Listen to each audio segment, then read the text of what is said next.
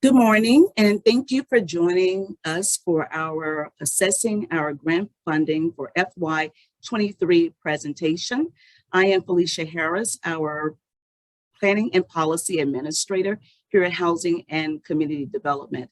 I will now turn it over to Director Ashley Cash. Thank you, Felicia, and good morning to everybody. Welcome, and thanks so much for spending your Wednesday morning with us. We're really excited to kick off our SCIF workshop and our grant funding. Today, everyone is going to take you through what is eligible activity and how you can apply, and then you'll have an opportunity for question and answer. So we're excited about that. I am happy to have joined HCD as director. I had a great opportunity to work with a lot of staff members over my career, and so really happy to be a part of this team. With that, I will turn it back over to you, Felicia. Thank you. So let's move right on into our presentation.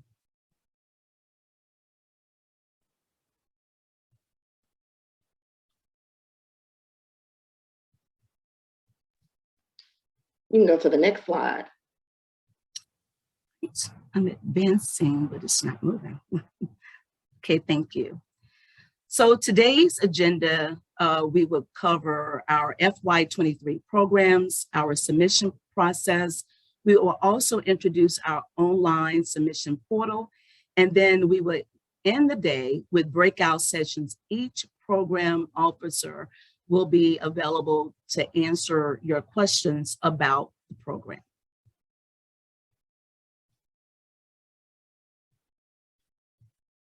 Next slide. So the purpose of our workshop is to give an overview of the programs that are offered during our Strategic Community Investment Funds grant round for each year. We will review our guidelines and our requirements. We will discuss our electronic submission format and discuss, the discussions will be with our program experts during breakout sessions. And we will provide the dates for trainings on our electronic submission process. I do want to encourage everyone, whether you have gone through this process before or not, to take advantage of our training on our online submission portal, because this will help you a lot as you navigate this process.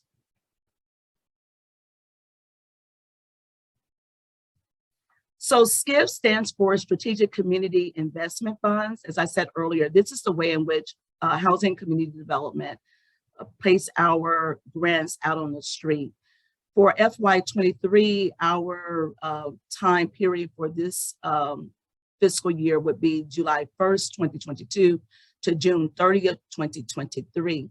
This is a competitive funding process, and applications and the selection process is consistent and clear. We are going over programs, as I said, that are available. All of the projects must benefit low and moderate income people, and it must also align with the City of Memphis's consolidation plan. We do have threshold requirements that must be met. You will see those explained thoroughly throughout the guidelines as well as in the submission portal. A threshold requirement is any item that is required at the time of submission. And, and we are stressing this because we would not have a chance to go back to fix any deficiencies that are in your application.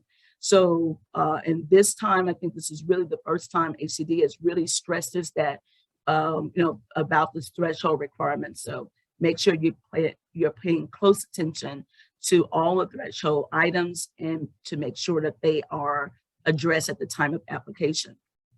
Deficient applications will not be advanced for review. Our grants are a cash reimbursement on a cash reimbursement basis, which means that once you are awarded and once your contract starts, when you first have to complete the work, invoice us, and then you are reimbursed. The City of Memphis insurance requirements must be met, and we will be discussing that during our presentation, to those requirements during our presentation today. And then the funds are awarded to eligible nonprofit organizations that are community service program, that have community service programs, and for community development. And applications must have a score of a minimum of 75 points out of 100 to be considered.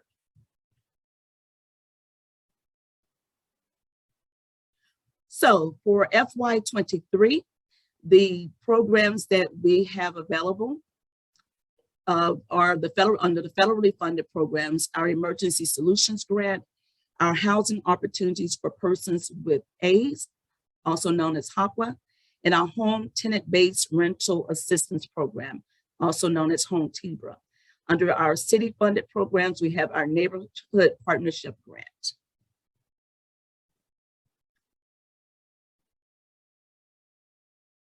So here on this slide, we are showing you the amounts that we expect to be available. These are estimated amounts pending availability of funds and federal budget allocations that we will learn about, we being the city, will learn about sometime after Christmas. And after the holiday period. So for Emergency Solutions Grant, we would have approximately $560,000 available. Housing Opportunity for Persons with AIDS, $3 million. In our HOME-TBRA program, $600,000. And for the Office of Neighborhood Engagement under Neighborhood Partnership Grants, $200,000. I will now turn it over to Kimberly Mitchell, our administrator of our Homeless and Special Needs Program, and she will tell you more about her program grants. Good morning, everyone. First, of course, we're going to talk about the Emergency Solutions Grant, and this is just a brief overview. And so in our breakout session, we'll go through it in more detail. So as you see here, this particular grant is strictly for homeless individuals or for those that are about to become homeless. And with these funds, you have to make sure you match it dollar for dollar. So what that simply means is that if you apply for one of our grants for $50,000 and you need to match it with some other source of funding. Also, this is a smaller pot of money. And for those of you who have applied for our Emergency Solutions Grant CARES Act money, that was a larger pot of money. And so the anticipation is hopefully we'll have a few more dollars this year due to COVID-19, but we never know from year to year. And so also in terms of eligible applicants, you must be a nonprofit organization. Of course, this is with all of our funding that we have, and you must be in operations for at least a year. So that means that not only do you need to have your 501c3, but you need to have some money into your program and operating that program. Okay. These are our activities: street outreach, emergency shelter, homeless prevention and rapid rehousing, and also HMIS, which stands for Homeless Management Information System. So we'll talk about that in detail.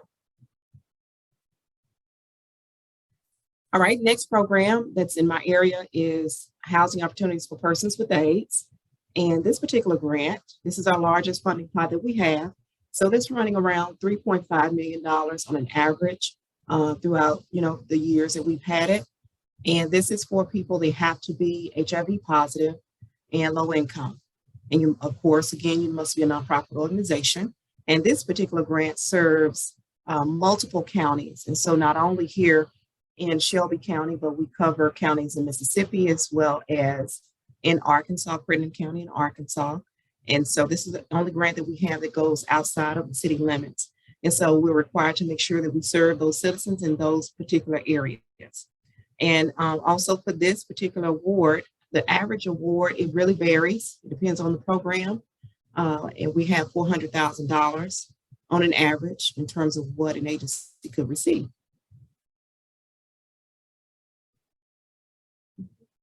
Okay, so here's a listing of all of our available activities that we have. As you see, there are a number of them. And most of our agencies that are currently funded, there are only a few activities that they apply for. This is a huge undertaking in terms of this program and providing housing to people with HIV. And so there are the activities right there that you see before you. I won't read them all, but if you want to learn more about it, please join me in our breakout session.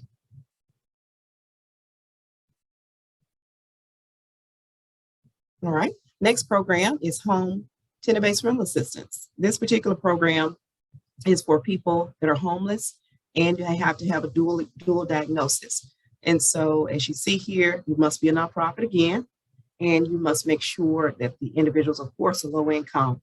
And the average amount of money that's given is around $300,000. And of course, it's contingent upon the availability of funds. And with this program, the eligible activity is rental assistance and utility assistance. So this program, you have to assist the clients up to 24 months. And so those are our programs. Thank you.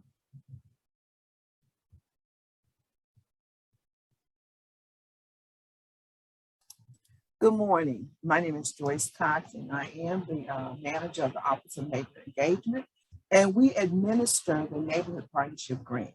And our funding is city dollars.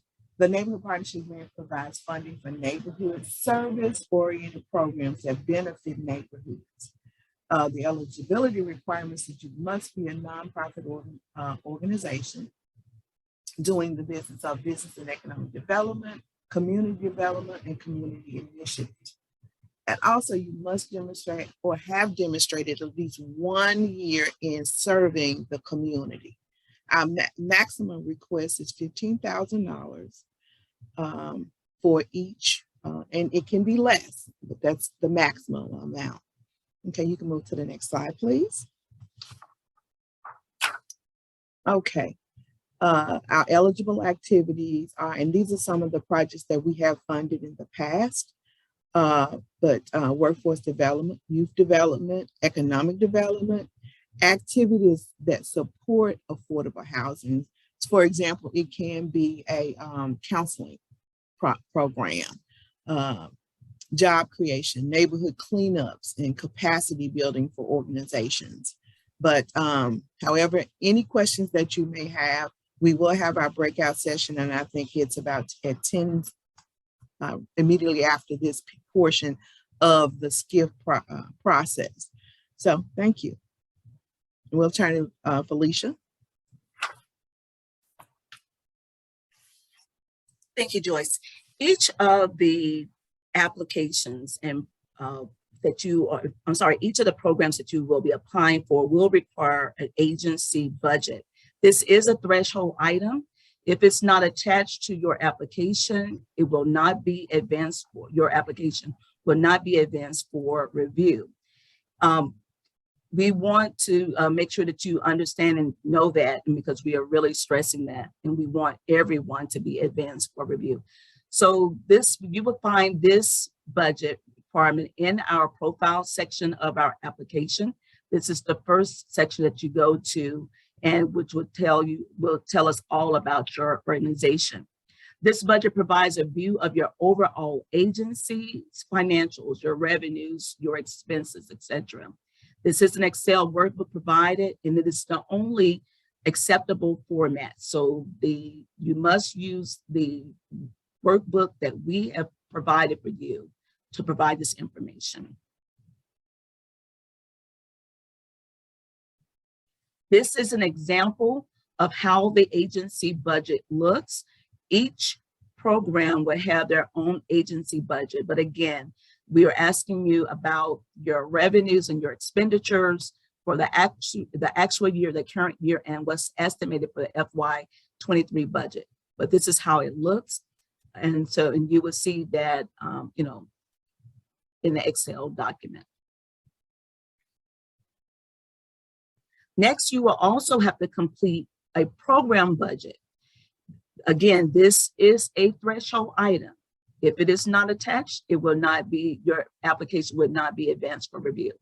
You have to upload this budget in the program section of the application only. And when you enter the program section of the application, you will see where you can access this, but you can also, prior to entering the application, be able to download it from our website. This budget is specific to the program activities being proposed. Some of the items here that you'll talk about are staffing, utilities, travel, etc. Again, the Excel workbook template that's been provided to you must be used, and this will be the only acceptable format. This is an example of the program budget for personnel. And so this, I'm sorry, the program budget for the programs. Again, we're asking things about, what's your annual salary, your benefits, your things like, things like that.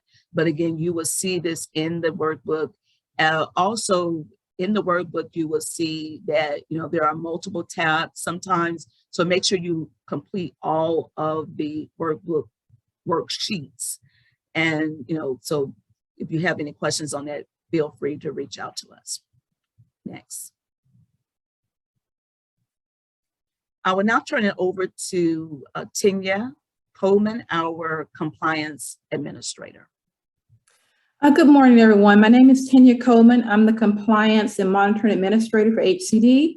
I just want to give you a couple of things to think about when you are doing your application, because after the whole process is over, and if you're selected, compliance will become part of something that you have to think about, because we are wanting to make sure that everything complies with HUD. So I'll just go over what we have on the screen. The Compliance and Monitoring Department is responsible for ensuring all federal programs, and we have those listed: ESG, CDBG, HOME, and HOPWA, administered by HCD, comply with federal regulations and federal guidelines and cross-cutting regulations, which are established by the U.S. Department of Housing and Urban Development. And of course, when we say on the federal side, all this money with the SCIF process is coming from HUD.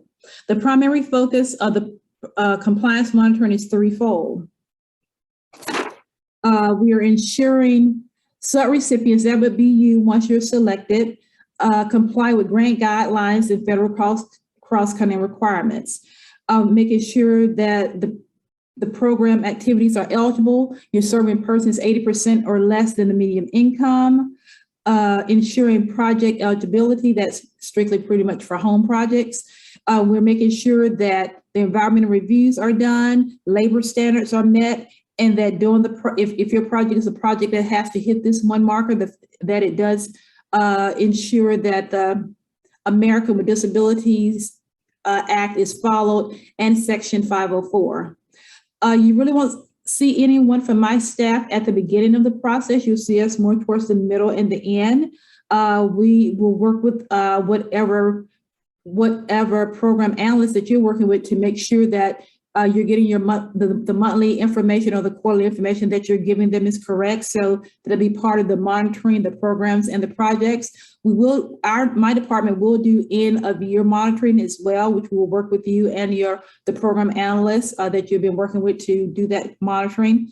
And we provide technical assistance. So if there's something that you are not sure of, definitely internally, if the program analyst is not sure, they come to us and we can get those questions answered. And those questions can be about anything related to your program as relates to how it has to comply with the federal regulations. So that is what monitoring does, what program compliance does. And like I said, once you get about midway through the process, once you're awarded, then you will hear and see more from us. Thank you.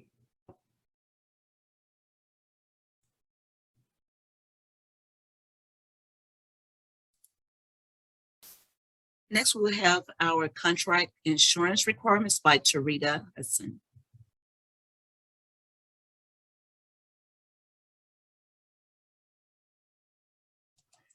Good morning. Sorry about that. I'm Tarita Hudson. I work in HCD's accounting department, and I am responsible for verifying the insurance on all contracts that come through HCD. The city requires suppliers, contractors, lessees, consultants, and permittees to maintain insurance coverage against claims or judgments arising from products or activities on behalf of the city. The insurance coverage is to be extended to protect the city, the members of its boards, commissions, and committees, officers, agents, and employees.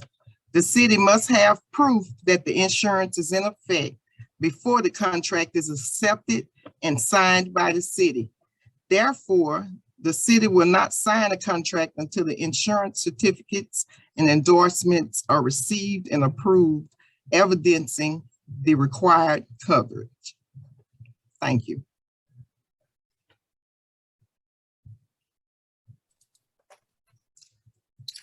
And so now let's go over our SCIF timeline. Thanks, Tarita. So as you know, the grants open today. They open at 8 o'clock. All grants must be submitted online through our online submission portal. Today's workshop is being held to go over all of, just to introduce our programs and go over the requirements. Throughout the next couple of weeks or so, we will have several opportunities for you to learn more about our grants through our how-to workshops, as well as our online portal trainings. And again, I encourage everyone to go through this training, especially if you have not submitted a grant with us before, so that you can be familiar with how to navigate the system of the online submission system. Our application period will close on February the 2nd at 4:00 p.m. Central Standard Time sharp. At 4:01, the system automatically locks, so you will not be able to submit after that point. Even if your application is in progress, if you have not submitted, if you have not hit the submit button, you will not have the ability to do so at 4:01. So start early, get everything submitted in, get it in on time. Your applications are first reviewed by the Housing Community Development Program staff for completeness. This will happen between February the 7th and 18th of next year, 2022. What they're checking for is to make sure that all of the threshold requirements are met, everything is done, correctly, and then they advance it on your application on. If you pass that test for completeness, they pass it on to the grant review panel. Applicant interviews will be held during the first 2 weeks of March the 18th. I'm sorry, from the 1st to the 18th, the first 2 weeks of March. And all applicants will, as it pertains to a particular program, will be invited for an interview if it's applicable to that program. So when you attend the breakout sessions, the program officers will tell you more about that requirement if it is a requirement for their respective program. Your grants are scored by an external grant review team of industry experts, and then it undergo a compliance review by the compliance department. And that's what Tonya Coleman just finished telling you about. The project summaries and requests are then sent to the Housing Community Development Director for final approval. And after that point, during the last week of April, award letters are mailed to you, normally by email, and then followed up by a regular mail. Negotiations, if applicable, are completed in May. And we hope to have that completed by May the 13th. The contracting process then begins May 16th, and for the contracts to be executed by July the 1st.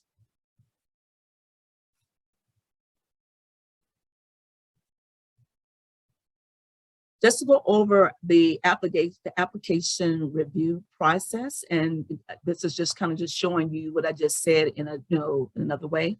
So your denial letters or approval letters are sent out after the program staff and the industry experts have reviewed it.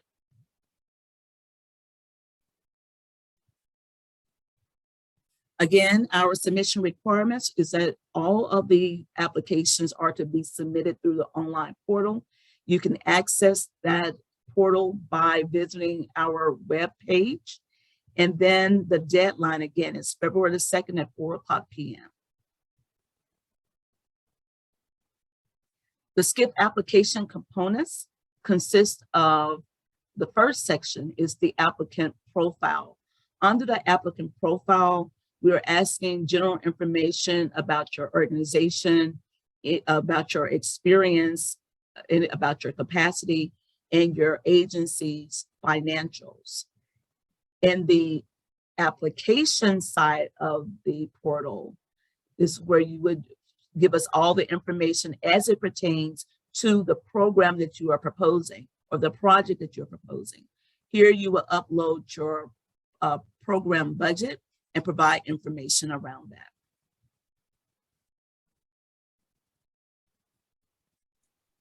This is just giving you a picture of the submission process. After you access it via the link that's provided on the HCD funding page, you then will create an account. I should note that if you already have been through this process, unfortunately, because of the by default, every year starts a new year, so you will not be able to go back to any previous information. You will have to create a new account, a new password, and go through that process again. You then will go to your profile, complete your profile. After profile is completed, the button would come up for you to then access the program application. And after that, you will be able to save or submit. I encourage you not to submit until you are ready. You have proved your application well. You are able to save it as many times as you want to. You also are able to preview the application and download the application before you hit submit. So I just want to remind you of that.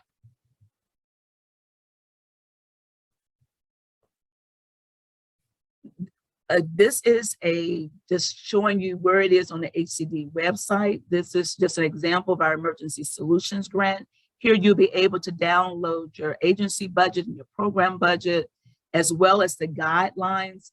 I suggest that and encourage you to download the guidelines, look at all of the guidelines, read the guidelines, and get everything set up before you actually start on your application.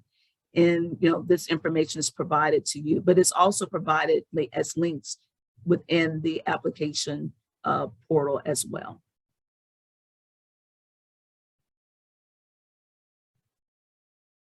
I will now turn it over to Tonya Johnson, our HCD grants coordinator, to tell you more. Good morning, everyone. Thank you for joining our SCIF presentation. I am tasked with discussing the electronic portal. For those of you who have submitted SCIF grants before, this is not new to you, but for those of you who have not, this will be the first screen that you will see once you access the links, which is found on the HCD website. You will have to create an account. So you're going to sign up to create a new account with your email and password.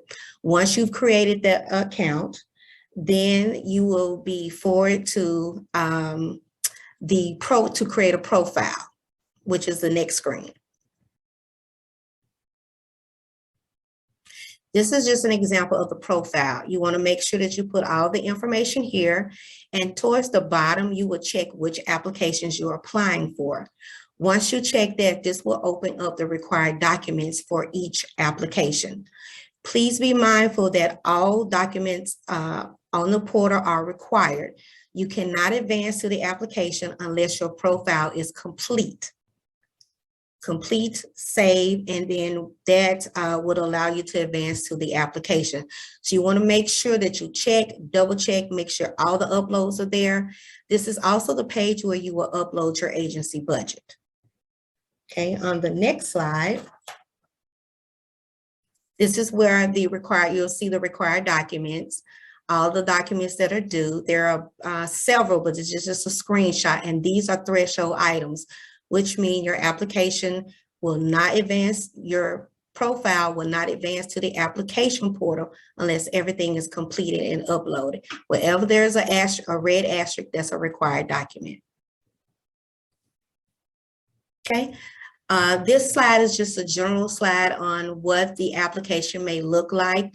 They are different for each grant, for each application. This is just a general screenshot.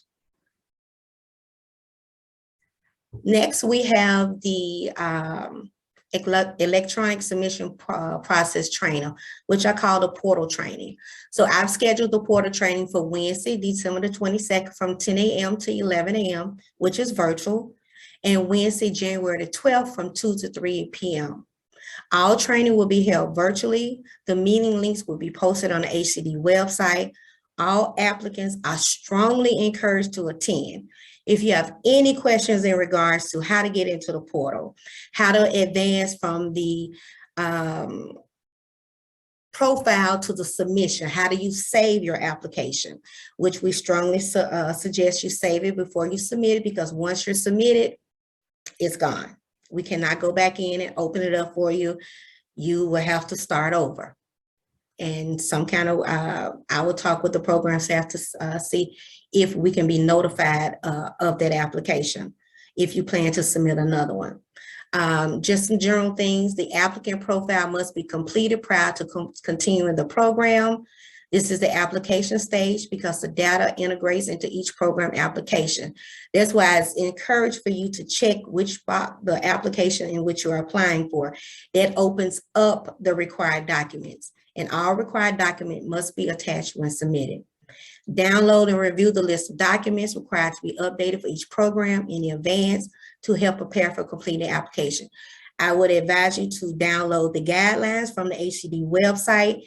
It has a copy of the checklist of required documents there within the guidelines, and there's also a link on the HCD webpage under SCIF funding that has the checklist of required documents. So you will know beforehand which documents are required before you start your application. Documents, narratives, and budgets in the applicant profile section are intended to provide information about the applicant's agency, not the program. Program information is specific to the program application section only. Once you have completed your profile, you upload your agency budget and all the other required documents, then you're advanced to the program, the application program. And that's where the program budget is at the top of the application, where you can download the workbook and upload it at the end of the application. Okay. To print and review the application, select the eye icon on the profile and application homepage. Applicants who completed a profile in the previous round will have access to the profile previously completed using existing username and password. Unfortunately, that is not true in this round. I apologize for that, because each program year is unique to its own link. You will have to submit a new username and password and for a new profile. And if you're having trouble with that, I will post the information where you can contact me and I can walk you through that. There's a save draft button on the application. Again, we encourage you to save it, your application, to review it prior to submitting. And you can save a PDF copy by downloading it to your computer.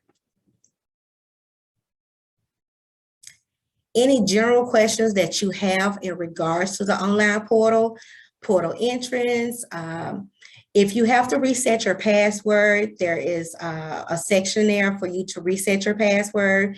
It will be emailed to the username in which is on file that you're using. So please just check your inbox, check your spam to make sure it's there. Please don't panic, because the email is coming. It may take some time, and then you can go in and reset it. But any general questions regarding the portal, the online portal, access to the portal, please give me a call at 901-636-7387, or you can email me at tonya.johnson@memphistn.gov. Next, we will have a program-specific Q&A. We will start with the Neighborhood Partnership Program from 10:45 to 11:15. Then we will move to our Emergency Solutions Grant from 11:30 to noon, and then HOPWA from 12:15 to 12:45, and Tbr from 1 to 1:30. Please ask all of the questions, that program-related questions during these sessions, questions regarding insurance during these sessions, to make sure that you have a clear understanding of the the program in which you are applying. Okay, we have a few minutes here. Do you have if you have any general questions, feel free to unmute yourself as well as to place your question in the chat box, and we will address your questions that you have at this time. If they are specific to your program, as Ms. Johnson said, you can address those during the breakout sessions. Anyone have any questions?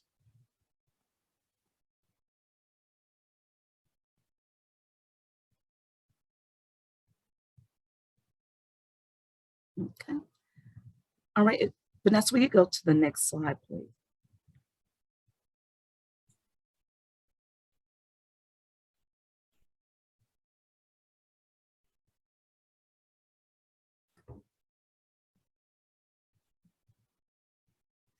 Okay. Well, we will pause here and we will take a break until the breakout session starts at 10:45 a.m. Thank you all for attending and stick around. I'm sorry, I think I see a question.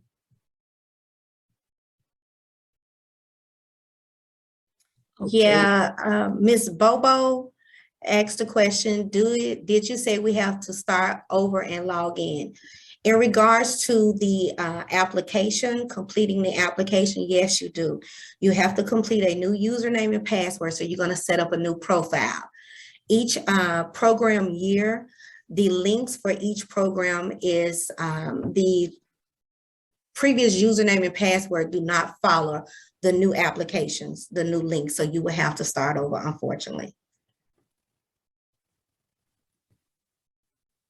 And yes, the slides and the recording will be available on our website, and I will see if we can get those sent out also to the attendees, but definitely you can download it from the City of Memphis Housing Community Development website.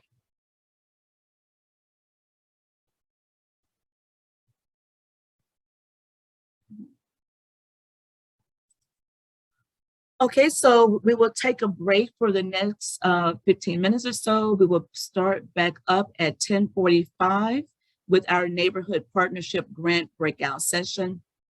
And feel free to stay on or come back when your respective program of interest is in session. Thank you very much for attending, and we look forward to getting your application. Bye-bye.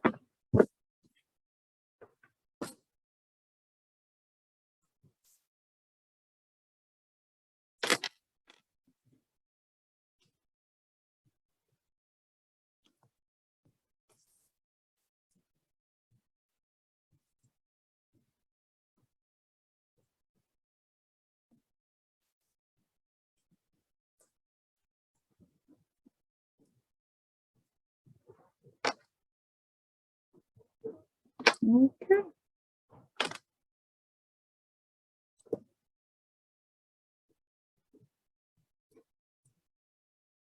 Okay, we're going to go ahead and get started with our breakout session.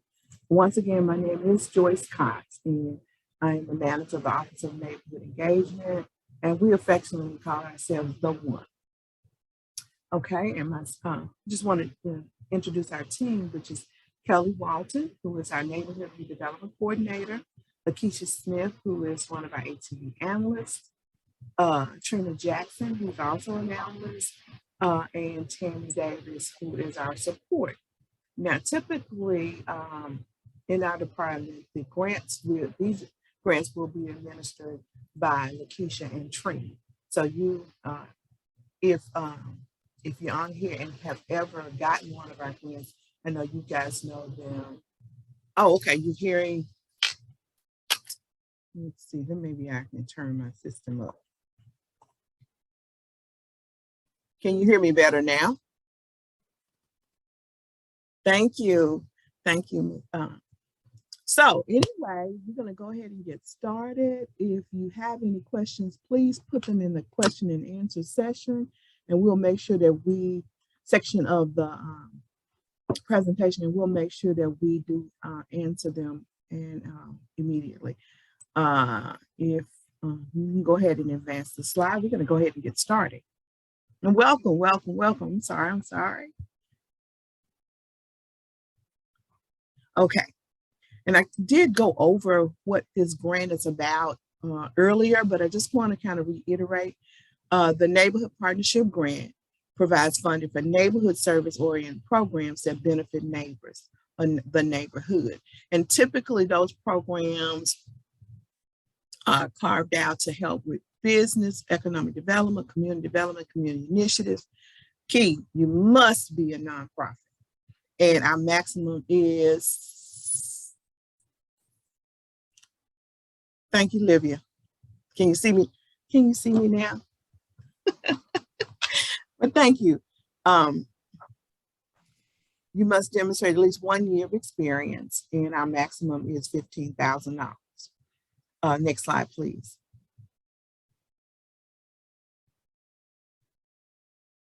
Okay, if you're doing workforce development programs that deal with the community, we can work with you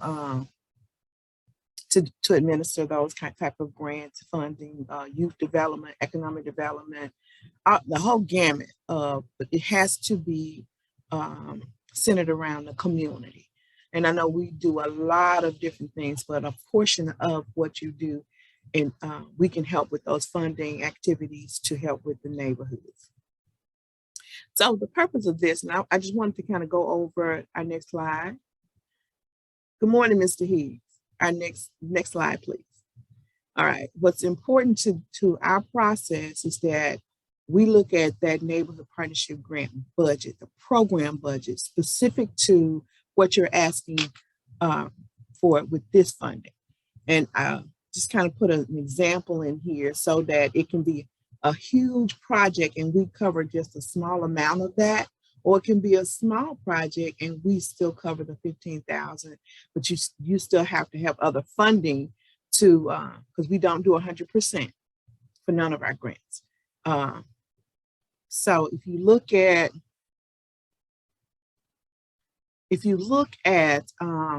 this particular slide, we talk about, you look at what the grants are, your sources and uses. Your sources are at the top, and then your uses tell us what you're going to use it for, which is the program and expenses piece. So that's really key to how we look at our grants. Okay, I don't see any questions. So anyway, our next, let's go to Mr. Rita Hudson. It's kind of going to go over a little bit about our insurance piece. Good morning. Each contract includes a section of insurance requirements based on the scope of services that the contract will provide. The insurance should be displayed on a current certificate of insurance, preferably less than 30 days old. For the Neighborhood Partnership Grant, the insurance insurance requirements are as follows. The certificate of insurance should be dated within 30 days of the contract signing and should reflect the insurance requirements noted on the contract. The insurers affording coverage, which names the insurance company providing coverage, should include the NAC number. General liability covers bodily injury, personal injury, and property damage. Losses which result from sudden and accidental occurrences caused by the insured. The amounts of coverages are, the categories that fall under general liability are general aggregate, $2 million, products, $1 million, personal and advertising, $1 million, each occurrence, bodily injury and property damage, $1 million, fire damage, $50,000, medical expense, $5,000. Automobile liability is intended to protect against automobile accidents which result in bodily injury and property damage loss. It covers owned, non-owned, and hired vehicles with a minimal limit of $1 million each occurrence. Workers' compensation covers employee work-related injury and occupational disease claims. The City of Memphis, its officials, agents, employees, and representatives shall be named on the certificate of insurance as additional insured and certificate holder. Endorsements. The City of Memphis shall be added as an additional insured on the general liability and the automobile liability endorsements. Some insurance requirements may be waived. Any coverage requested to be waived must be submitted to the legal department for approval prior to submitting the contract for execution. Thank you. Thank you, Tarita. And let me say this. This is a lot of information to share today, and we know that. However, we will go into greater details once you have been awarded, and hopefully you will be. But it's more important at that time. But we wanted to kind of go over this so that you would know what's in store if you are awarded and even if you apply next year. Now, I did see a question in here that's asked, let me find it, hold on.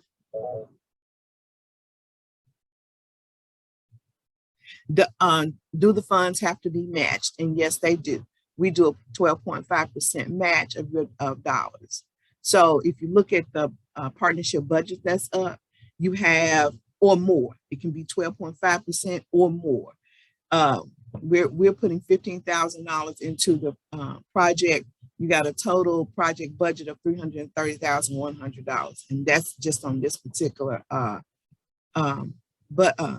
budget. And this is an actual project. Okay. Let's see. Is there a readable list for the insurance requirement? Yes, there is a readable list for those requirements.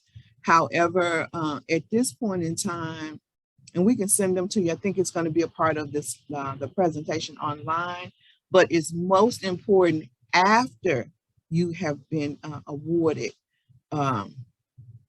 the funding. So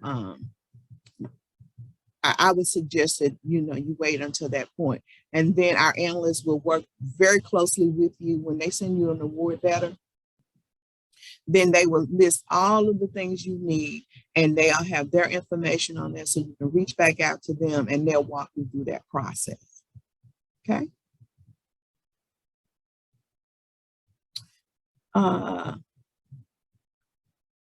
Let's see, it says,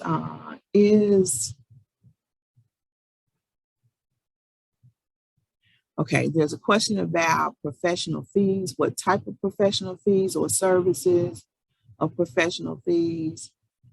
I think the answer to that is it's germane to your particular program. And if you would give us a call and I need to really understand what that question is. My number is 636-6982. 636-6982. Is there a percentage cap on salaries for this particular program? Yes, it is. It cannot be over 20%.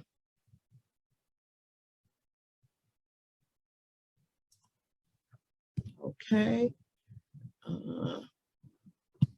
I see there are 4 questions, and I'm reading from the chat. Let me look at the questions in the Q&A. There's a question that say, does hourly services for mentoring work, readiness, and life coaching? I think, yeah, we can certainly look at it. And let me just say this about this particular, our grant. Because we're reading your vision, we need to be able to understand and catch it. A wise man said, write your vision and make it plain. And it depends on what you're trying to do and how this fits. These are city dollars, which are a little bit more flexible than federal funding. So we'd have to look at it, and then our committee would look at it and say, does this meet certain criteria that we set forward to better neighborhoods and better communities? And this one, that does sound like something that we could possibly do. Let's see. I think those are all the questions. I don't see, is there an activity list available? Definition, description. Yes, there is. We can provide that to you. If you would contact us, we can get that information to you, and then as well share it on our website.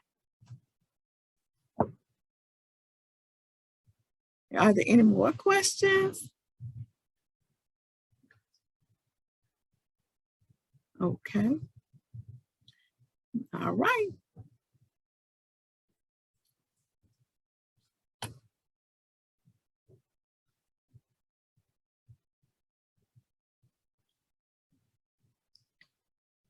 Okay, I'm confused about the match requirement. If an applicant, the total match is based upon your budget, your total project budget.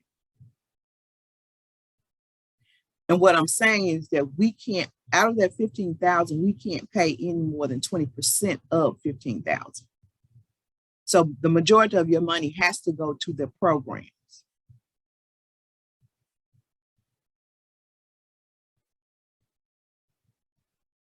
Okay.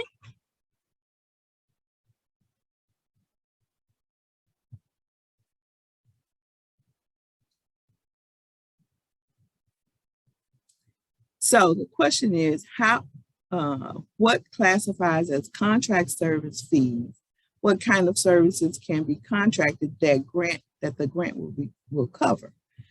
Okay, this particular grant is a direct program. Just say, for example, you're working with kids to do an after-school program, or for low-income families. We would pay you the direct dollars to buy books, buy any kind of supplies as a part of your overall program. It is not 100% of the program. It's just that it's actually just gap financing, if that makes sense.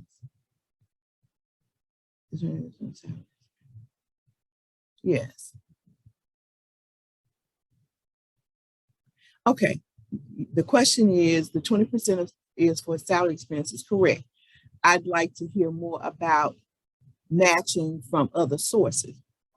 Okay, for example, if it costs you, like for this one, $330,000 to do the entire program, and this is program specific, not your organizational budget, but program specific. Let's say you wrote a grant to Federal Express and they gave you $50,000. You wrote one to the city and we gave you $15,000. So that means that you've got to figure out where you're going to get other dollars from. It could be the community foundation. It could be banks, or you do a bank loan. And this one, this example is huge. However, I wanted you guys to see that it's important to have other funding sources to make your program whole.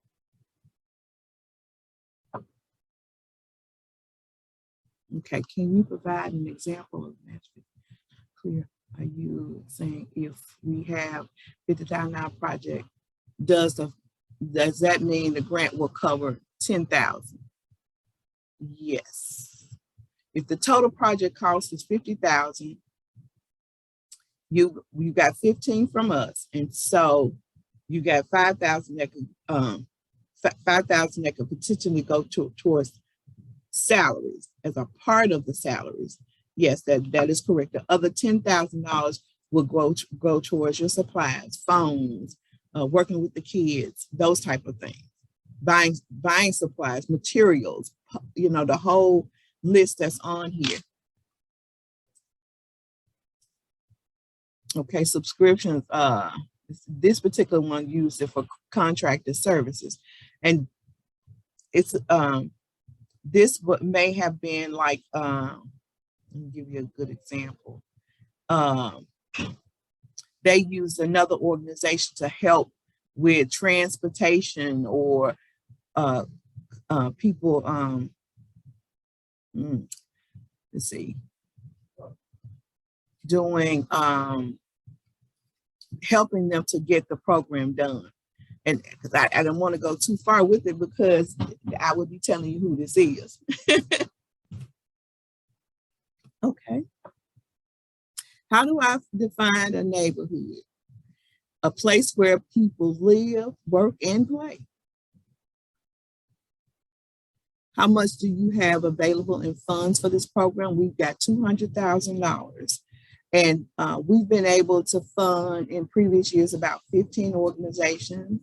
So, and all did not get the total 1,500, but they did get part of it, and they asked for what they needed. Okay.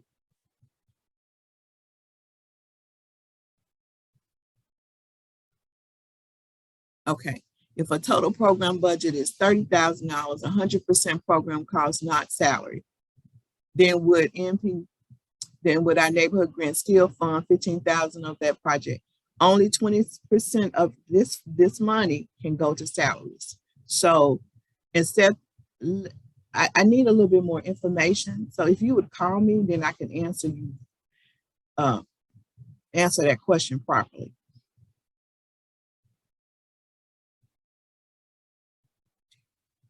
Is the grant available for anyone? Any nonprofit? Yes, it is. In the city of Memphis, in the city of Memphis limits.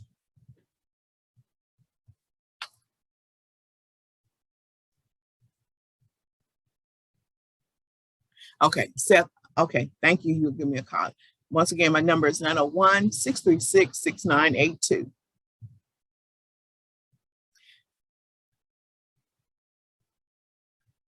Do other program funding have to determine at the time of the grant? Yes, yes. You must have your funding in place.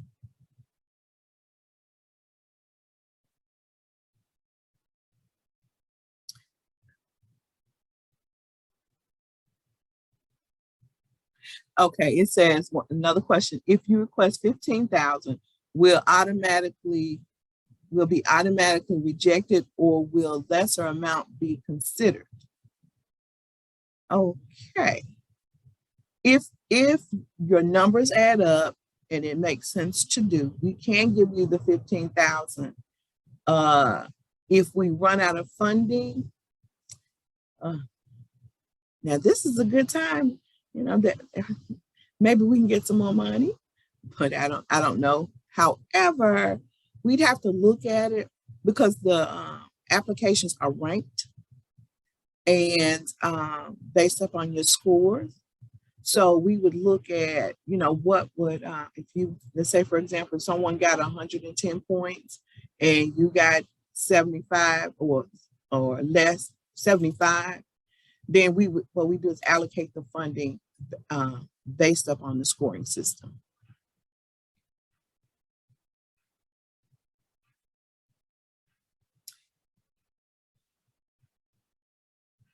Does a nonprofit have to be chartered in Tennessee? Yes. Or is the requirement that the service is being provided in Memphis?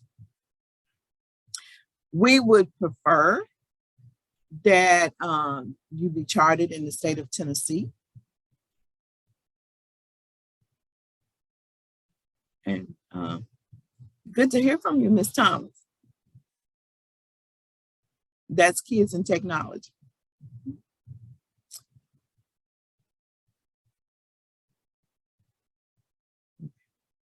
All right, let's see, one more.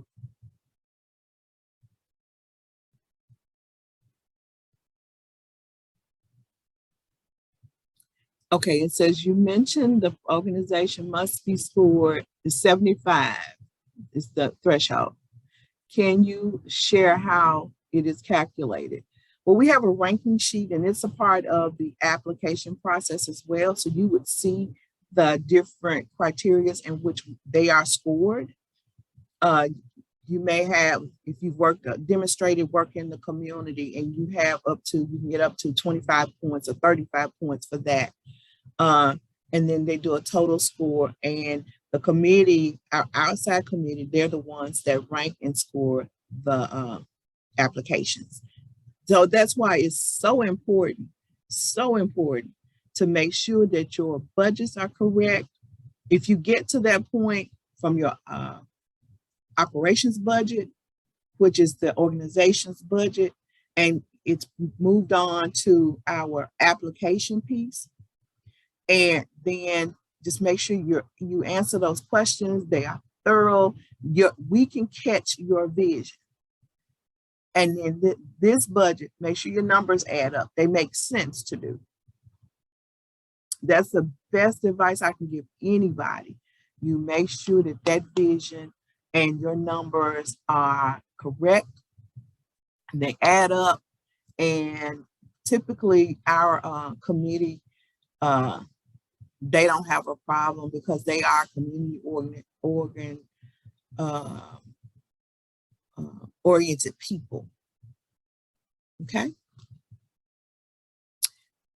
I think I answered the question, how much do we have available? And that is 200,000 at this point. Okay. And if no more questions, we've got about 7 minutes or so. So ask the question or you can contact our office. And again, it's 901-636-6982. And that is myself, Joyce Cox, or you can contact one of our team members, Lakeisha Smith or Trina Jackson.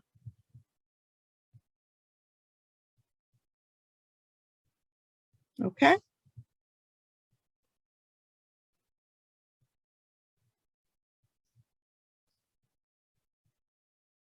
Yes, it's another question. Does a nonprofit have to be classified as a 501c3? Yes. And we have to have evidence of that and evidence that you're in good status, your certificate of existence is current.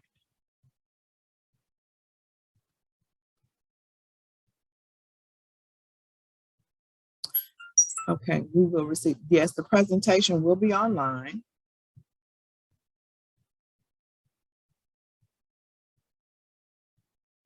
Okay, yes, we do have it, and we can, it is a part of the application. The question is, do you have the scoring system chart? What is the highest score? I think it's 106.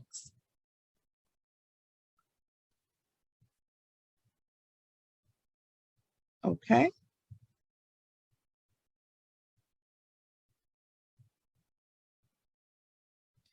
You're most welcome. And how much do you have? Oh, I got that question. I already answered that one. You know, I will certainly be glad when we can all be together, because reading this and trying to answer the questions, and I'm going from one screen to another. Yeah.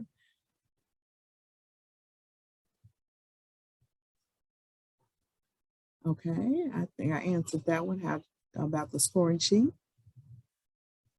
Where do we find this presentation? It will be on our website.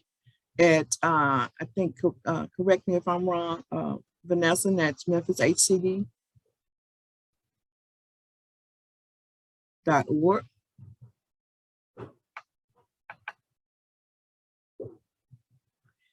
You can go to the City of Memphis website and click on HCD and you will find this presentation. Yes, okay. memphistn.gov/HCD. When does the application open and close? The applications are open currently. They opened at 8 o'clock this morning, and the deadline date is February. That's a good question. At 4 February o'clock. 2nd, 2020 at 4 p.m. Thank you, Tonya. It's Lakeisha. That's Lakeisha. I'm sorry, Lakeisha. You're fine. Thank you. You're welcome. Okay. Hi, Jackson. All right. Any more questions? The screen is not rolling anymore. So if there are no more questions, you have about 17 minutes, and our next presenter, Ms. Kimberly Mitchell, and her team will be presenting. But if you think of anything, please don't hesitate to give us a call at all. And that is, again, 901-636-6982 is my number. And you can also just call the division, and they would, and that is 636-7300. Okay. So we've got 3 minutes for our session, but the next session is at 11:30, and that is Emergency Solutions Grant. But I do have a plug. We're actually hosting, our office, we do the how-to series at online, and we're actually hosting a how-to on tonight. And Lakeisha, that is how to help us out.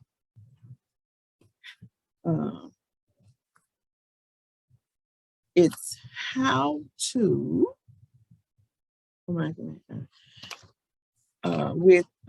to find funding for homes that are in repair with our weatherization program and Habitat for Humanities. And that is at 6 o'clock this evening. It is online. It is it's a Zoom meeting. And we would love to have you there if you have questions about the different programs, especially with the City of Memphis having such an aging housing stock. This will be some good information to share. And we look forward to seeing any and all of you tonight. Thank you. Thank you, Ms. Thomas. Appreciate you. Okay, we will share the link to this evening's program with everybody. Okay, we're gonna go ahead and we'll get that out to this team in about 5 minutes. I'll get it so that you guys can have it for our how-to this evening. And we really appreciate you guys coming and spending your time with us. Thank you, Vanessa, has already put it in the chat. Vanessa and Olivia, thank you so much. But once again, apply for the dollars, and we will be glad to help you in any way that we can with any assistance that we need to assist you with, because many hands do make our load light, helping to make Memphis a better city to live, work, and play. So we'll see you back in about 16 minutes. If there are no other questions, we will see you back then, and you will get an opportunity to spend some time with Ms. Kimberly Mitchell and her team. Thank you.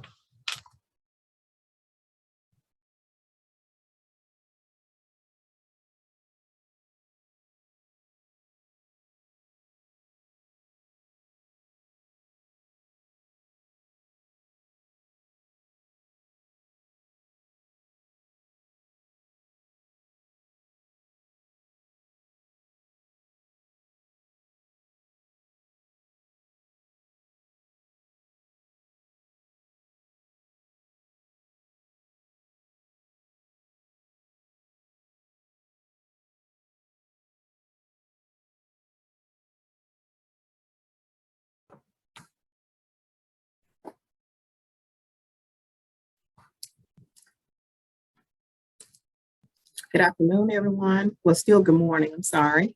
I know we're not scheduled to start until 11:30, so we're going to give everybody a few minutes before we get started to try to start on time. Thank you.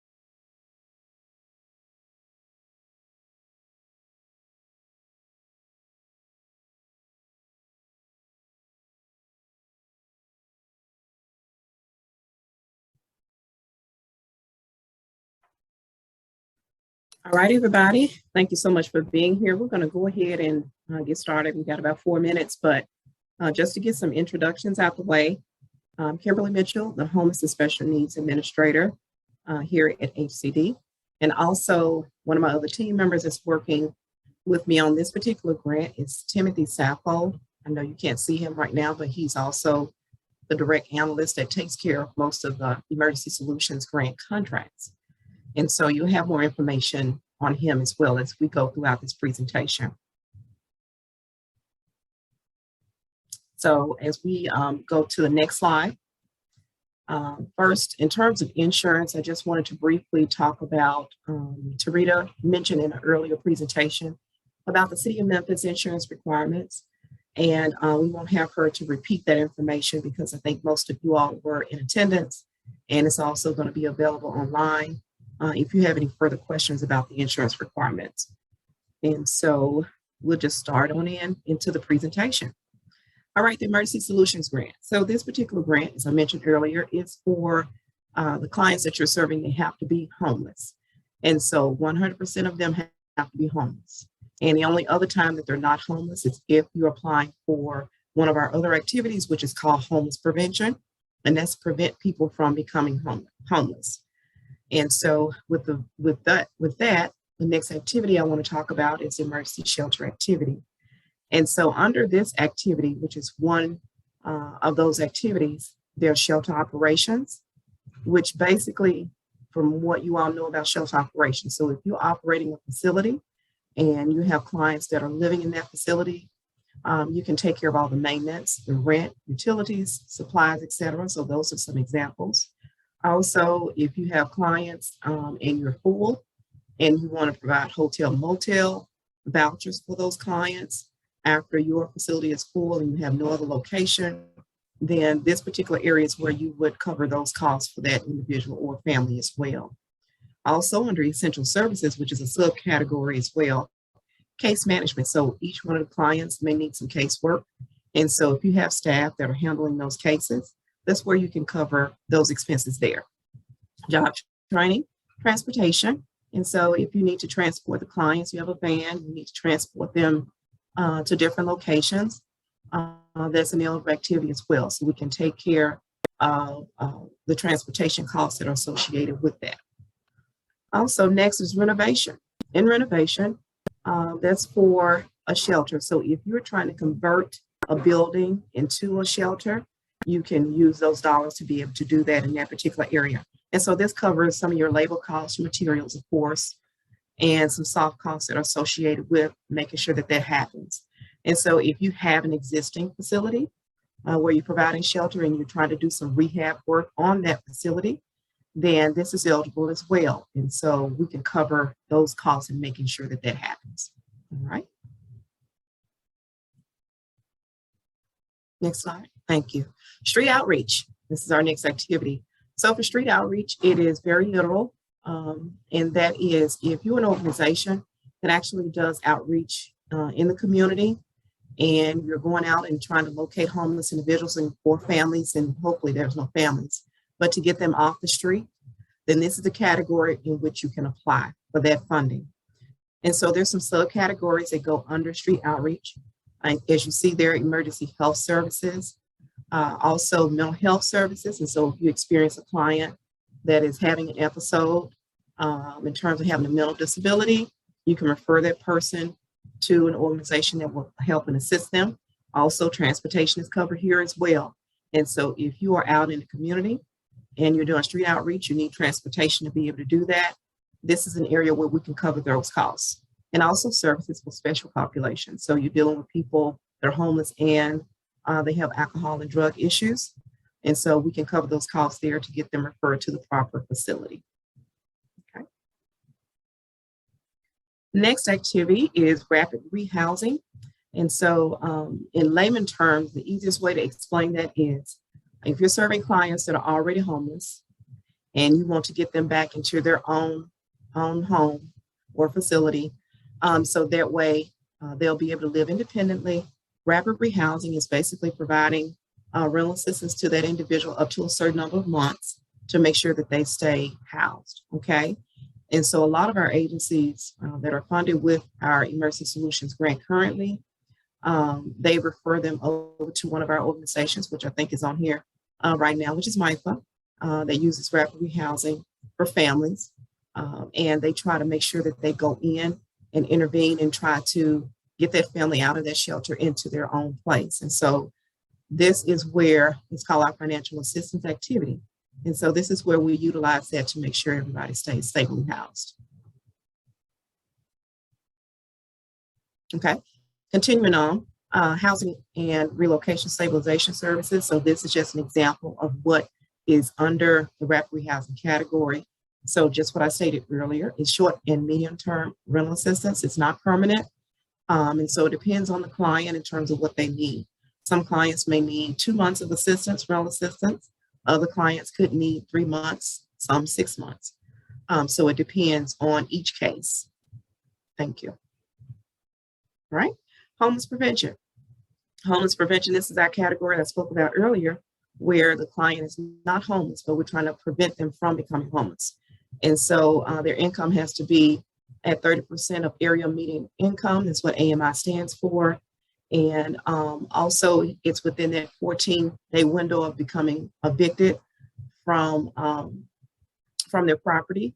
And so this is to intervene to keep them from coming into the system. And in terms of eligible activities, of course, housing, relocation, and stabilization. And this is to provide rental assistance to keep them from becoming homeless. Okay, next category, which is really underutilized. We would love for our agencies to utilize this category a little bit more, and that is the Homeless Management Information System. So just to give you an idea of what this is. And so we have an organization called Community Alliance for the Homeless, which I hope if you're not a member, if you're serving homeless clients, make sure you become a member. Go onto their website and make sure that you join and become a member. I think it's only $10 to be a member, very reasonable. But you get a lot of information. We have sub meetings and a lot of information is shared on the homeless community. But for this particular area is to take care of the data in which you're serving the clients. So if you're serving homeless clients, we have to make sure that we keep tabs of that information. And because we have to report on this to Housing and Urban Development and make sure that we keep count of our numbers. And so here we can cover hardware costs. So if you need a laptop, to make sure that you're entering that client's information. This is where we can cover those costs. Also staffing. So if you have a staff person that is doing strictly, HMIS work, we can cover that person's salary there. Any training that's provided, that Community Alliance is providing, and also any overhead costs that are associated with that. So this is that category. So if you are serving the homeless population, you are required one, to be participating in this particular system. And so if you don't have it, if you're awarded, you have to make sure that you get it and become a member of Community Alliance for the Homeless. All right. Okay. So these are some additional guidelines just to keep in mind. All clients must meet the definition of homelessness. There are 4 different categories, and all of those categories are included in your instruction packet when you go online to the City of Memphis website. And you'll see those 4 definitions. Most people obviously know about the first one, which is a place not meant for human habitation. So if they're staying outside, under bridges, et cetera, things like that. The other category deals with unaccompanied youth under the age of 25. That covers that area. Also, individuals or families dealing with domestic violence. It covers that as well. And of course, prevention of homelessness. Also, please make sure that you're a 501c3.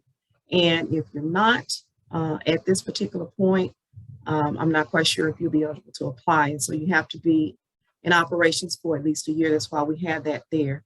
And the reason is because we must be able to see your designation. We have to make sure that we have that, as well as we need to make sure that your organization has the ability to be able to take on these federal dollars.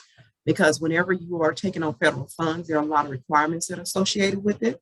And we have to make sure that you have the ability, both not only on the program side of things, but also on the financial side of things. And so we have to be able to see that you have some finances coming into your organization. And that's why we ask for a lot of budgets. And I know it may be cumbersome, but we need to make sure that we have the ability to be able to take a look in a window into your organization and make sure that you're able to carry out these activities. Okay. All right, budgets. In the earlier presentation, I know they spoke about the agency revenue and expenditures budget. So in that particular budget, yes, I'll answer your question shortly. In that particular budget covers your overall organization, okay? And so if you have 5 different programs in your organization, and that's the area where you will cover all of those costs in that particular budget. But for this particular grant, we're going to be looking at your project budget, which is very specific to this particular grant. And in the next slide, we're going to see an example of what that looks like. Also, what's going to be required is what we call your budget justification. And we have an example of that that's going to be provided as well. Next slide. Thank you. Okay, here's an example, exactly what it looks like on the workbook when you open it in the portal. And this is verbatim. And so as you see here at the top, you have your revenue area. And so where it says total ESG budget, if you have are applying for $50,000, and that will go in that grants and contracts line, you will put it right there. And you'll bring that total down, and you'll go into your expenses starting under shelter. So if you are operating a shelter and you are asking for $50,000 in operations, you would put that particular amount in that line, on that line right there. And of course, you would total everything up at the bottom. Now you can ask for more than one activity, just keep that in mind. And so if you're asking for emergency shelter, but you also want to ask for HMIS, as well as rapid rehousing, for instance. So there's no cap on that in terms of what you can apply for. You can apply for all of those activities if you choose to. I would advise that, but you can, okay? Now, as you see over in the next column, total non-ESG budget. And so for these funds, they have to be matched dollar for dollar. And so if you have 50 on your total ESG budget column, then you need another 50 to be shown in the non-ESG budget. And so very first thing that you do up top on the revenue section, okay, if that 50,000 is coming from other income, you will put it in that line. And then you drop it down with where those dollars will be spent, okay? And you have your total. Then your final column over there to your right, total project budget. So you're going to add everything going across and also going down. And so everything should total and equal to your total amount. So if it's 50,000 you're applying for from us and you've matched it by 50, so your total project budget is going to be 100,000. Okay. So this is important. A lot of our agencies that apply do pretty good with it, but we have some agencies that don't quite get this correct sometimes. And so if you have any questions about how to complete your budget, please reach out to myself as well as Timothy Southcole, and his email address will be in the chat as well. And you can reach out to him before you submit if you have any questions about your budget. Okay. We want to make sure that we have some good quality applications. All right. Okay.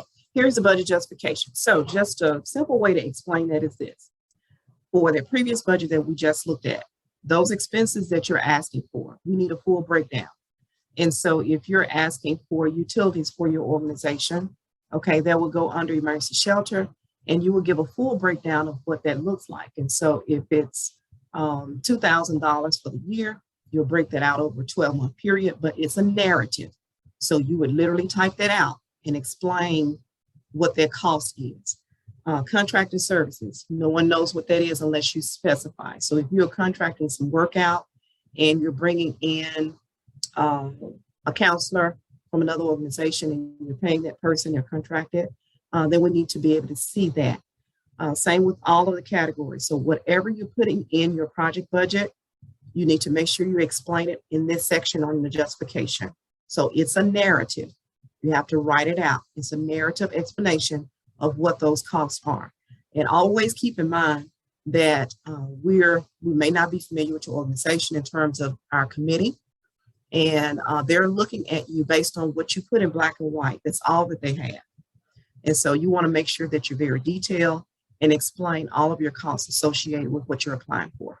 Okay. All right. Here's some helpful tips just to remember. We're close to the end of this presentation. And make sure that you please review the application instructions before completing the portal.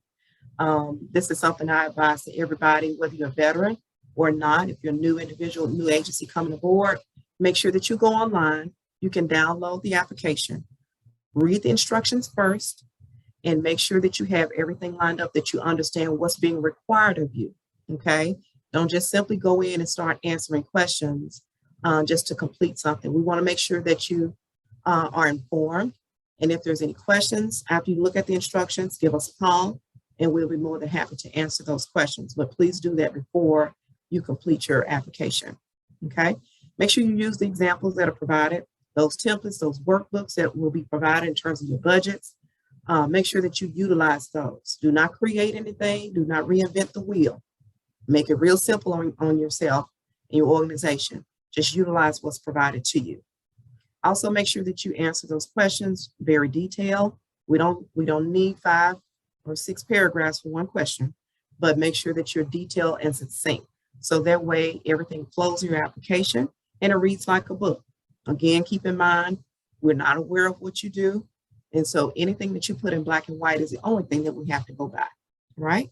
Just make sure also you're consistent with your goals. So if you say you're going to serve 10 people in one question, just make sure that 10 that you're showing in another question, and it's not 15 or 20. Okay, just make sure you're consistent. Okay, also make sure you start early on your application. And so I've seen a track record of people starting a week before submitting. I would tell you that never works. It doesn't work well.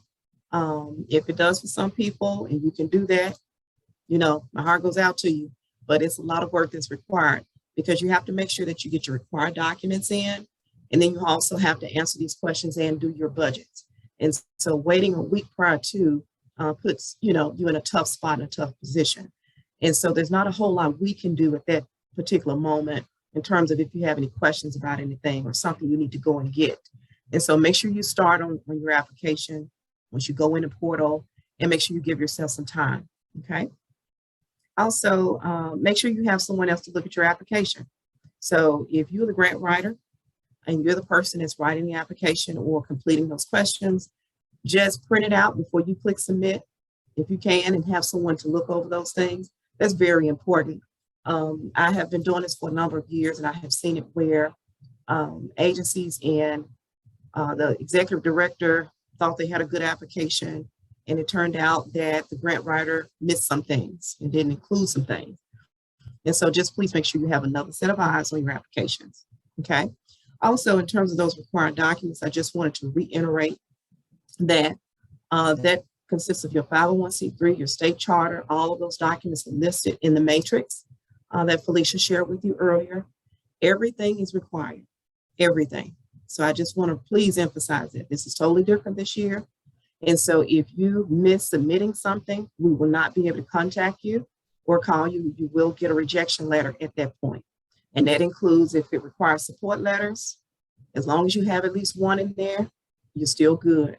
And also please make sure if you go in and upload a particular document just to hold it as a placeholder, and you don't want it to stay there, but you want to come back and upload the correct document, please make sure that you go and do that, because we've seen it time and time again where individuals think that they have uploaded their budget and they uploaded a blank sheet of paper, okay?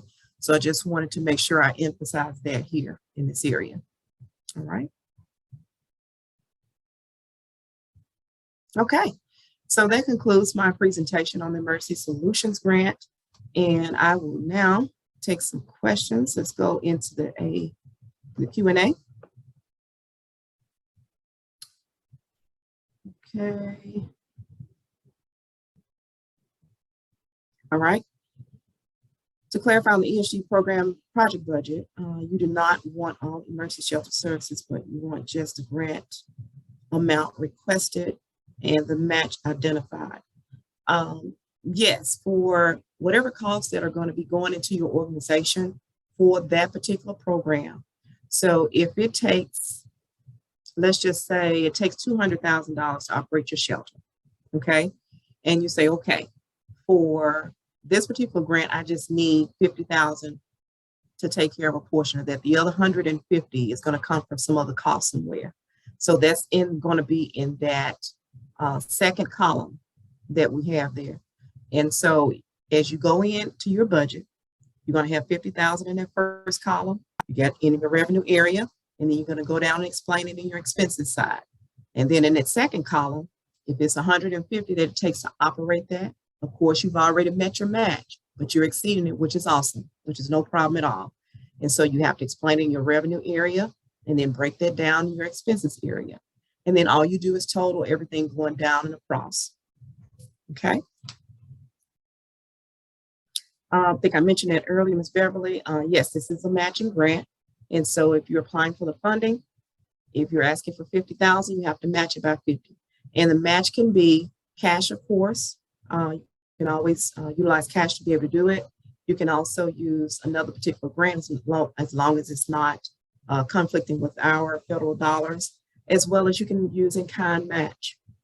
Okay, so you can use that as well.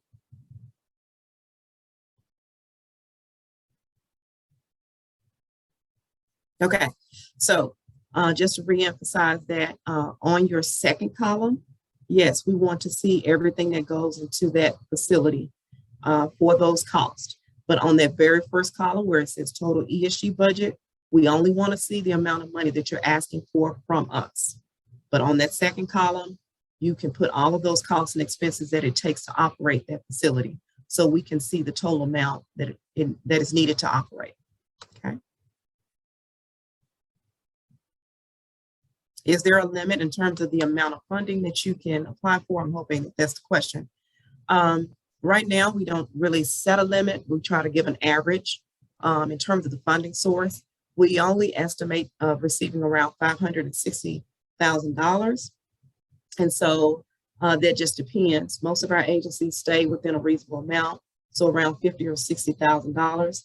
For the agencies that apply for the financial assistance categories, which is rapid rehousing and homeless prevention, they usually ask for a little bit more money just to make sure that they have enough to provide rental and utility assistance to the clients. Okay. Other questions?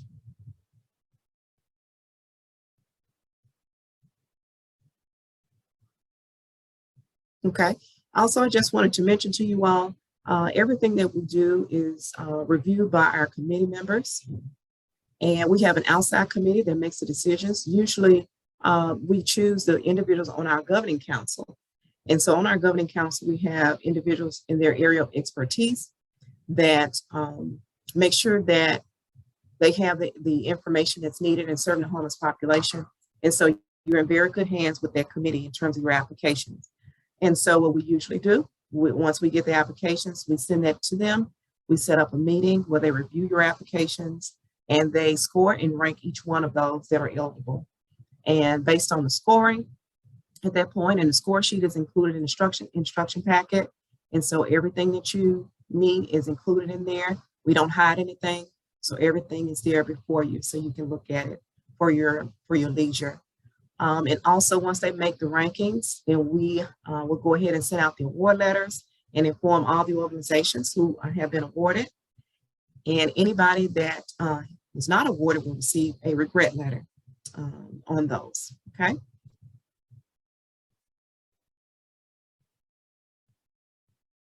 Any other questions about anything?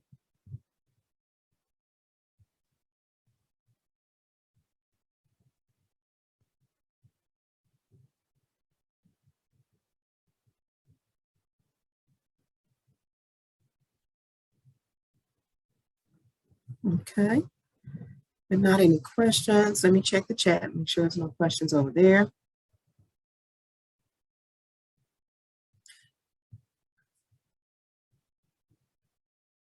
Okay.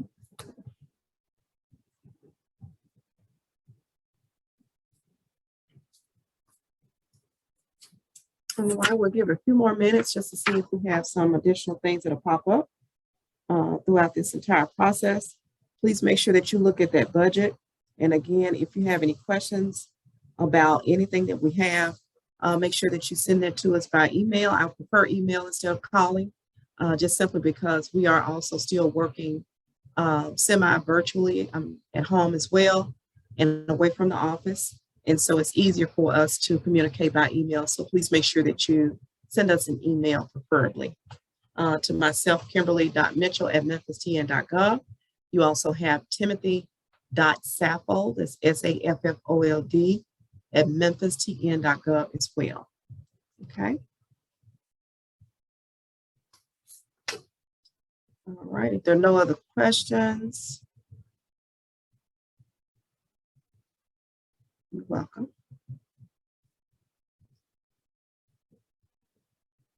All right, if there's no other questions, then we're going to conclude this presentation. And so again, if you have anything for me, you can definitely send me an email. Thank you all so much.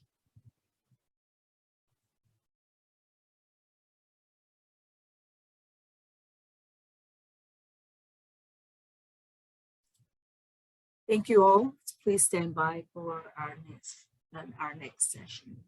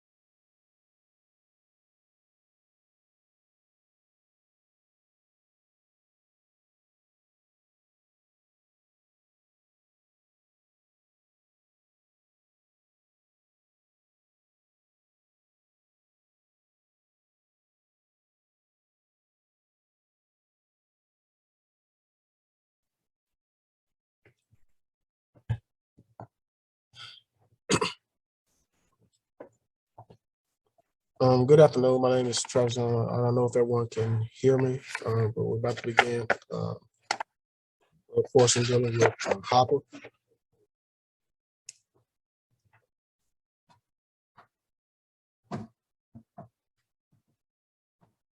Get the next slide, please.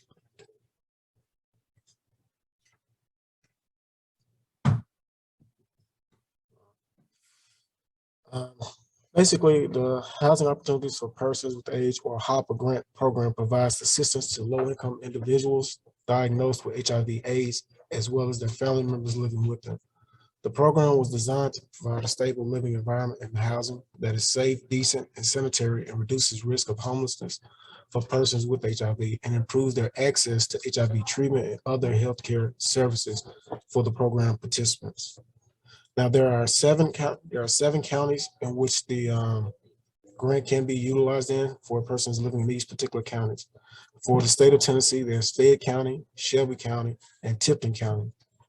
For the state of Mississippi, we have DeSoto County, Marshall, Tate, and Tunica, as well as Crittenden County in Arkansas. Now, these services were supposed to be provided for participants based on their needs, since this is not really an entitlement. Next slide, please.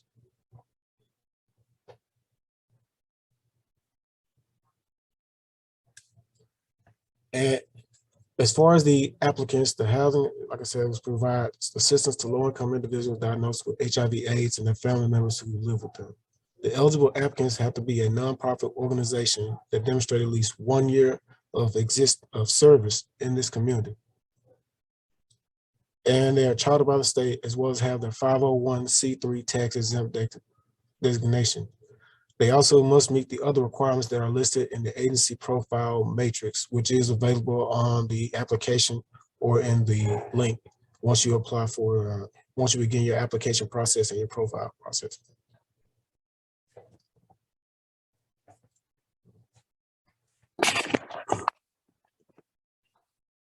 So can you hear me now?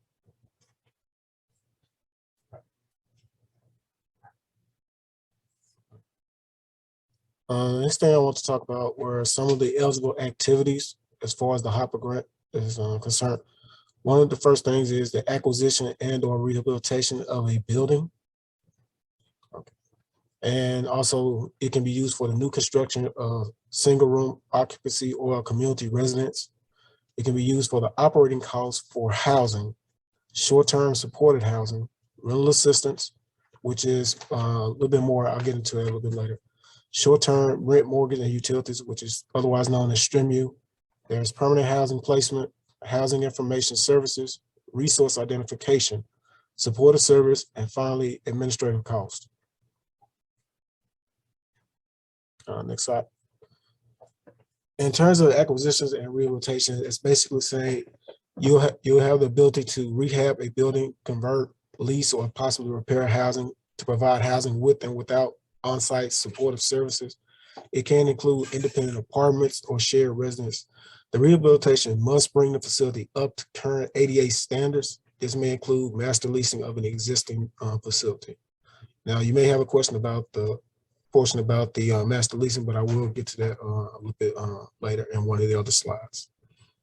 The next eligible activity was the new construction, which is limited to building only single room occupancy facilities or community residence. This activity provides funding for construction of housing, which can include multi-unit dwellings that meet the local housing codes and quality standards, as well as HUD's fair market rent standards.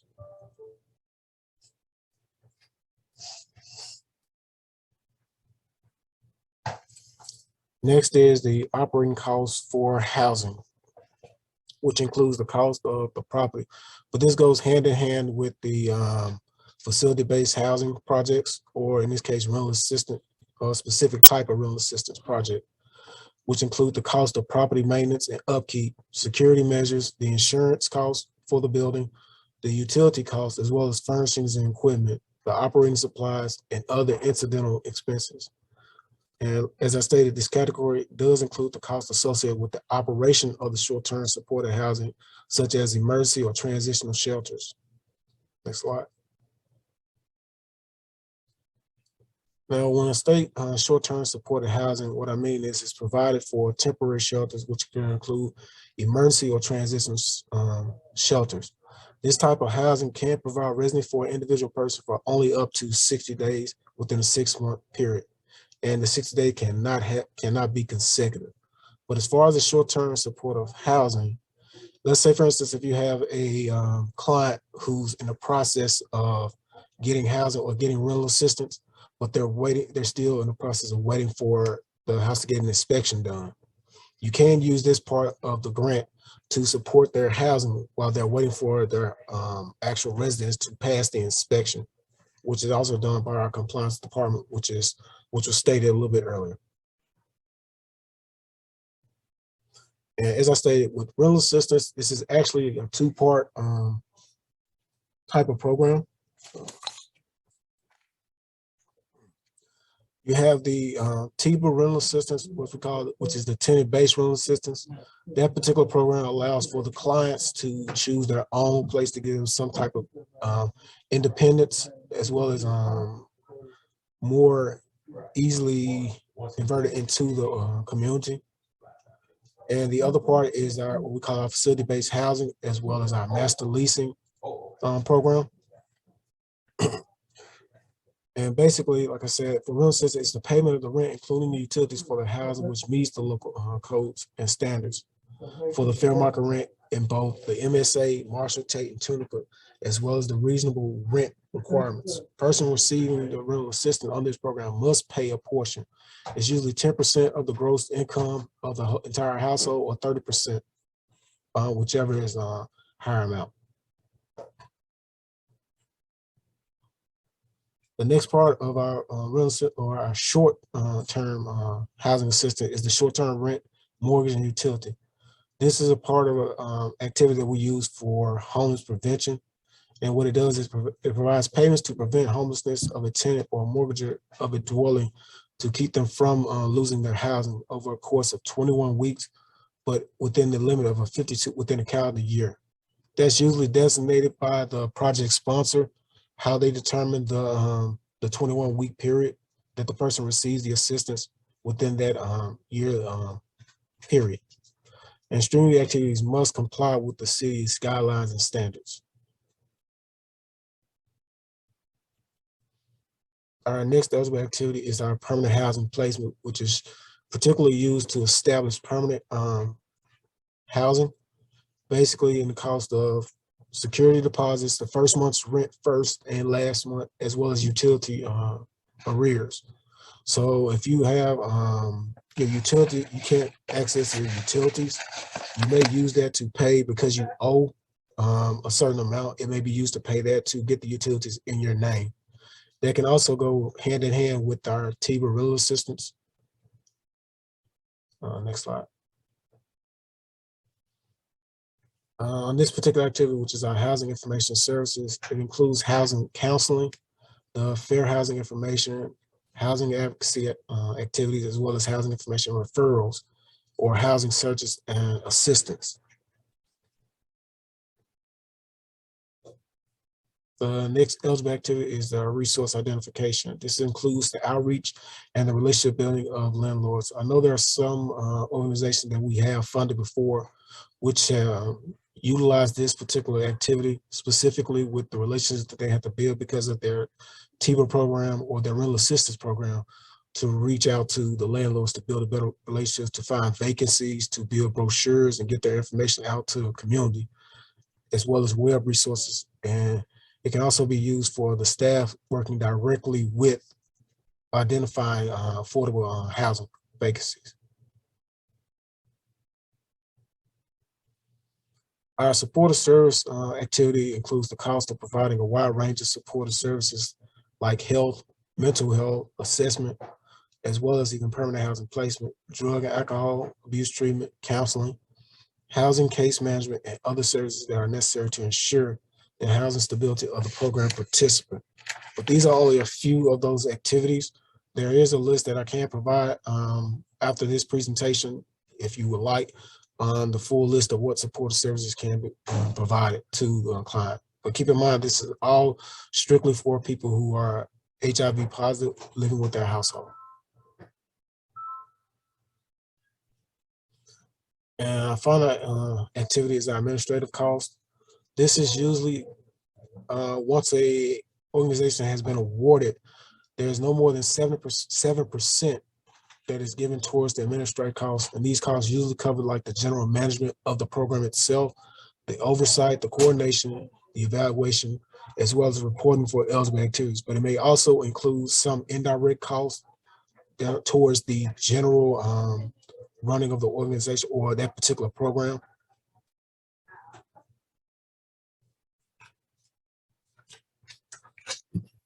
Stated earlier in the previous presentation by Ms. Mitchell and earlier in these presentations, one of the most important things is having your agency profile, completing your agency profile and having all your required documents, because this threshold is one of the main things that can keep you from moving to the next step of being reviewed, ranked by our outside organizations, as well as possibly getting funded, as well as your grant application information. Please make sure that you answer every question in the application, because this is vital to you getting funded.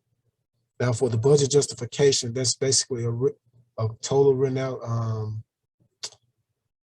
description of every item or every allocation which you're asking for funding for, whether it be salaries to paper, printing, as well as even travel costs and training costs.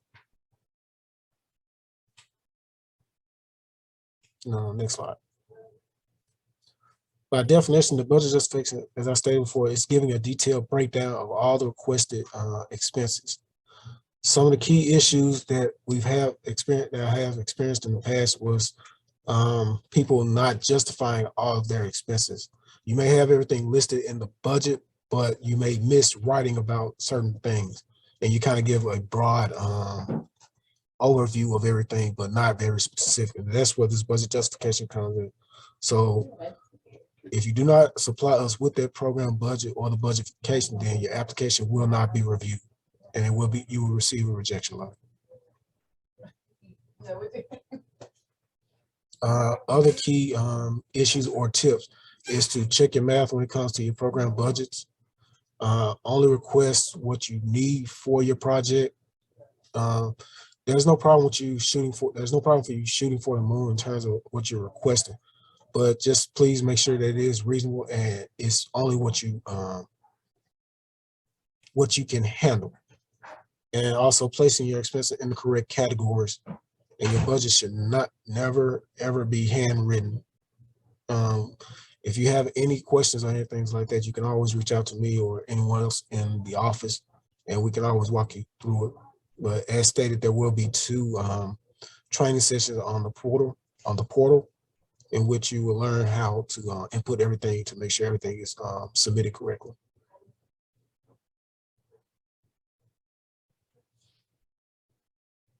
And doing your project budget or your project application, always keep these goals in mind when you're answering your questions. Basically, keep it specific, just one goal at a time, measurable within a time and quantity, and making sure that it's accomplishable, reasonable, and it's a goal that you can obtain within a year's time of the award. Make sure that it always addresses a relevant activity, as stated, some of the activities earlier that are funded through HOPWA and that make a positive impact on the community. And also to make sure that what you put down is able to be monitored or tracked.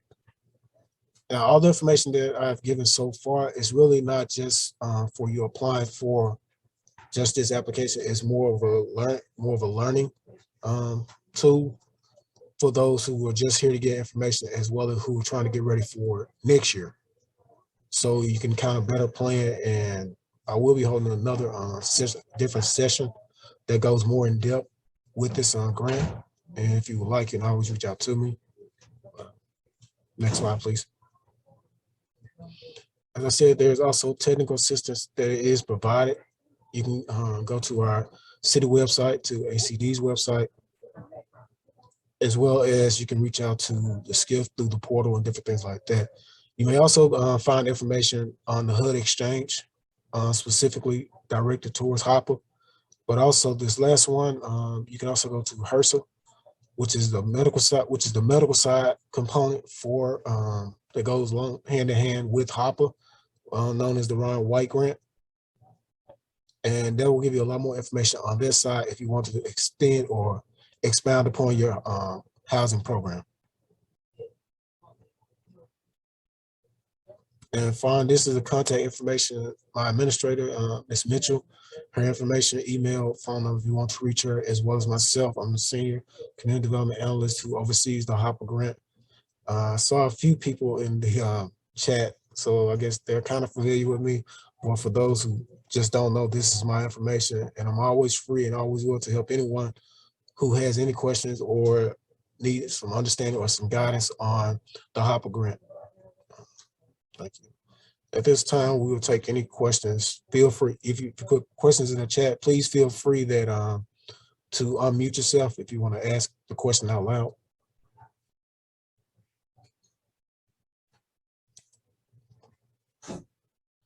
Okay.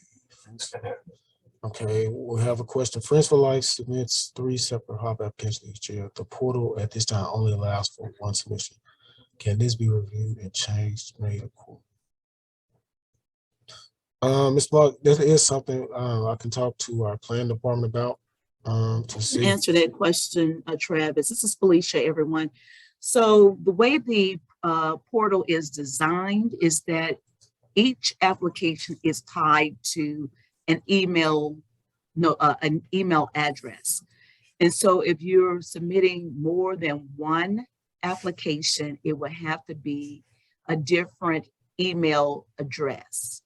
And so that's the answer to that. And uploading the information in the profile as well as the program section of the application, if you have these things already set up on your computer and saved on your desktop and labeled accordingly, it should not take you more than 5 minutes or so to attach those files to the new one. So as you know that the profile, your agency's profile is the same across the board. The program uploads will be different depending upon, your respective program that you're proposing. So yes. Thank you, Felicia, for providing that information. We have another question. First, I'm a landlord. I want to develop housing for AIDS or homeless individuals. I'm not a nonprofit. How do I become a nonprofit entity? Okay. There are certain steps that you have to go through in order to get your nonprofit status. We can't provide that information. We can, if you reach out to us, you can send me your email or contact me directly through email or after this session, and I can provide you with that information. But also, if you want, you can partner with a nonprofit organization because that's one of the key. Okay, Felicia, you wanted to answer? Yes, I can answer that question. The nonprofit designation is determined by the IRS, and visit irs.gov to get that information and download the instructions on how to do that. Thank you again. Okay, we have a question in the chat.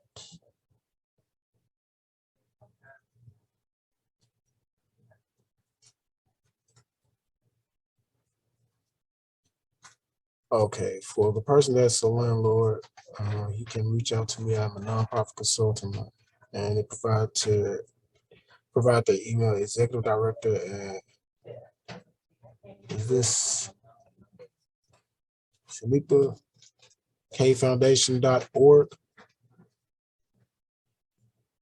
Sorry, did I say that correctly? Or if you want, you can't unmute yourself too. Shanitha.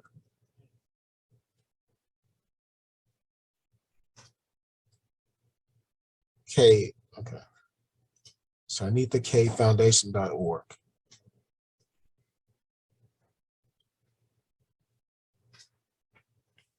Okay. Beverly asked, could we please go back to the prior screen with the websites? Can we back up? And as I said, these are only a few. I do try to keep my own website. I'm always learning, always reaching out to find new websites and different information related to HOPWA. I do receive technical assistance. I'm not sure. One of my TAs actually was on the call or in this conference. And like I said, if you need any other information, please reach out. I'm always available.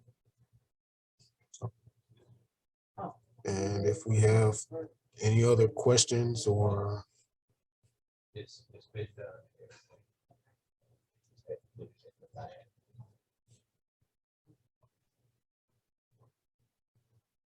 all right. Thank you all for allowing me to present to you all today. And I just want to say thank you all for the service that you all provide to this community, to the communities, as well as to this city. It is very much needed. It's very much grateful to have you all providing this service. So thank you.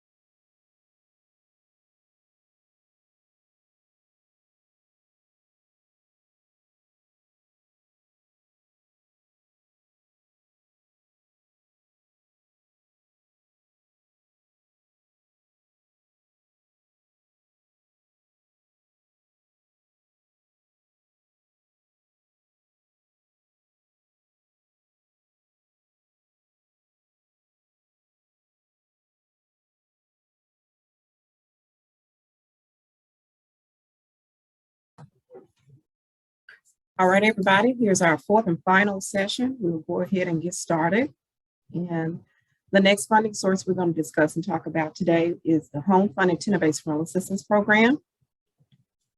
And with this particular program, next slide, please.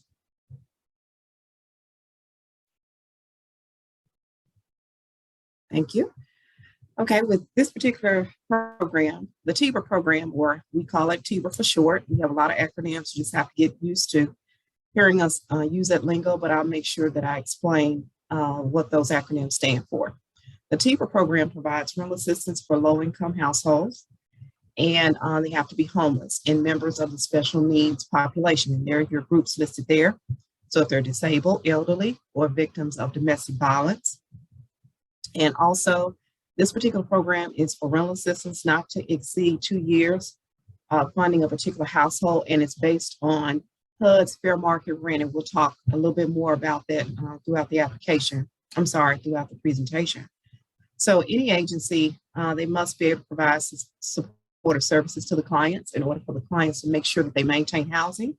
And so that's one of the requirements that we ask for any organization that is applying for this funding, to make sure that you provide them with some resources, some other things outside of just housing to be able to make sure that they stay housed. Next slide.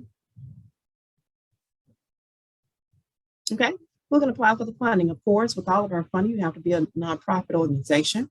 So you need to make sure that you have your 501c3. You need to be in business for and operating for at least a year, and make sure you have your state charter and all the other required documents that you will see in the matrix in your instruction packet when you go online. Okay.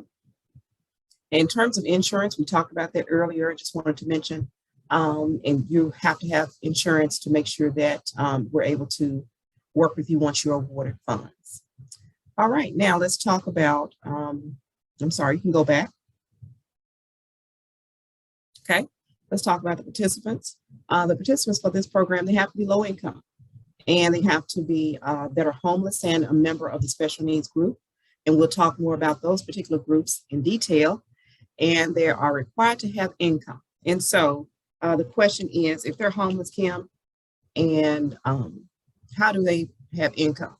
Good question. And the question is, if that person, let's say they cut yards for a living, that's income. As long as they're able to document and provide checks, receipts, document their income, then that person would be able to qualify for this program. And the reason why we have this stipulation in place is because this is temporary. So the client can be assisted up to 24 months with rental assistance. And so after that 24 month is up, the opportunity for them to sustain their housing, they have to have income to be able to do that. And so this is just another step in them hopefully getting their own housing. And so that's the reason why the client must have some form of income.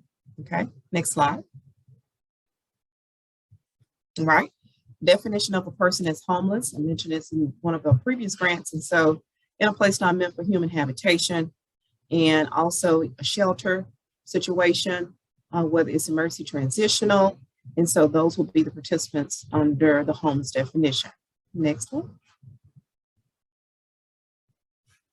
Okay, your special needs populations. So we talked about elderly. What qualifies as elderly? You have to be 62 years of age and older, and also victim of domestic violence. And so that includes an adult with or without children, okay, battered by an intimate partner. And the next category is persons with disabilities, and that will be explained in the next slide. Okay, so that person can have a mental or emotional disability impairment. And so if that person has a developmental disability as well, so that would definitely qualify. Thank you. Next slide. Okay. And the person would have to be qualified as low income. So what is low income? So the income guidelines will be included in the instruction package. So once you get it, you will see in there what the income should be that qualifies under one person, 2 people, 3 people in the household, 4 people, etc. And so in there, it will give you a guideline for the income limit that you would have to reach in order to qualify for the program. But we have to be able to document that the person that you're serving is low income. Okay, so with the HOME-TBRA program, there's some other funding that goes with it. And so you don't have to apply for this particular piece. And so if you were so selected by the committee to be awarded the funds, then with that particular grant, with HOME-TBRA, there will be what's called the Community Development Block Grant funds that will automatically be provided to you. And this is to take care of offsetting some of the operating costs, which is for the program director or for a case manager that's going to be working directly with the clients. And again, it has to be a salary person that's working directly with those individuals. And any other little small costs, like if you have supplies, operations, where that person, that caseworker or program manager is residing, okay? And so as you see there, if you propose to serve 10 to 15 households, you are awarded $60,000, and that's over a 3-year period. It may not be a lot, I know, it's $20,000 per year, but it provides a little funding there to be able to provide a little soft cushion for some operating costs, because home tenant-based rental assistance cannot provide operating costs. It's not eligible, okay? Next slide. All right. In terms of how much you can apply for, the max at this particular point is $300,000 per agency. It's based on the number of households that you're going to be requesting funding for. And again, it's 2 years of rental assistance, and they have to meet that homeless and have a special need category. And so those are some of the key takeaways with that. And the fair market rent, I just wanted to mention to you, just to give you an example, is in case you're trying to apply for funding for 2 bedrooms, let's just say. And so the fair market rent currently for a 2-bedroom is $980, okay? And so, and you will multiply that times 10 units, okay? So that will be the total amount that you'll be requesting funding for, just as an example. And our fair market rent goes all the way up until 4 bedrooms. For a 4-bedroom, it's $1,512 for 4-bedroom. For 3-bedroom, it's $1,287, and for a 1-bedroom, it's $800, and for a studio, it's $717. So the fair market rent is determined by HUD. We do not determine that, and so they issue that out every year. Really around the springtime is when it usually comes out. And that's what we use to make sure that we include that calculation in your application. So when you're putting your numbers together and you multiply that, that should give you your total amount that you're going to be requesting under the award, okay? And as you see there, the contact person, our team member, Dexter Jeffries, our analyst that works directly with home tenant-based rental assistance, and that's his email address shown there below. So with that, I think that's all that I have with HOME-TBRA. This is a fairly to the point application. So are there any questions anyone has? Okay, someone said to repeat the fair market values. No problem. For a studio, it's $717. For a 1-bedroom, it's $800. 2-bedroom, $980. 3-bedroom, $1,287. 4-bedroom, $1,512. Again, that fair market rent will be included in the application, so you don't have to worry about trying to guess what that is. Okay. All right, so another question. Yes, the budget should be for 2 years. And so just to provide some more clarification on that, and that is when you have a client that's coming into the program, they cannot exceed those, the 24 months. Okay, so they have to exit the program after that 24-month period is up. And so this is not a permanent situation. This is definitely temporary. And so this program really works for those clients. We have some applications for people dealing with domestic violence, especially if you're dealing with a person who's never worked before, a lady that's never worked before, and the abuser is the one that usually works. And so it takes her some time, especially if she has children, to kind of transition and get herself together. And once she gets her a job and working, and this is really a stopgap to try to help and assist her or that particular individual while they're able to get on their own, you know, once they leave the program. And so that would qualify as a success. And so once a person exits the program and that person is able to live independently, then that shows the success of the home tenant-based rental assistance program. Okay, contact person, Dexter Jeffries, and it's dexter.jeffries@memphistn.gov, and we can drop that in the chat as well, so you will know. And also, of course, myself, if you have questions, it's kimberly.mitchell@memphistn.gov. Okay, we have another question. Understand that the participant cannot go over 24 months, but is the grant application to be budgeted, requested for 1 year or 2? So your budget is going to be for 2 years, okay? And so it always has to be for that particular period, okay? Any additional questions?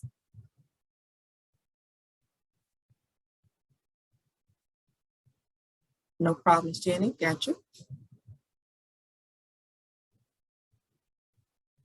Okay.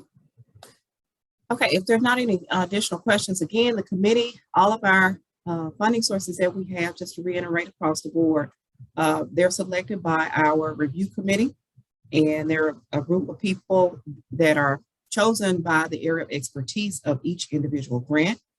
The questions will be included in the application. You can see that as well, so you can see what is being expected of you and what the committee is looking for.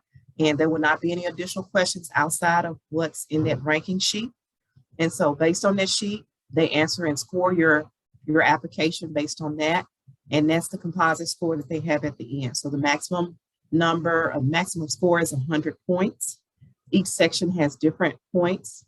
And I don't have that before me, but each area has their own point scale that's listed there. And that's included in the application. So you don't have to worry about trying to guess what that is. And so we make sure we explain all of that in detail so you have that at your leisure when you answer your application questions. Okay. All right. Any other questions? All right, see one popped in.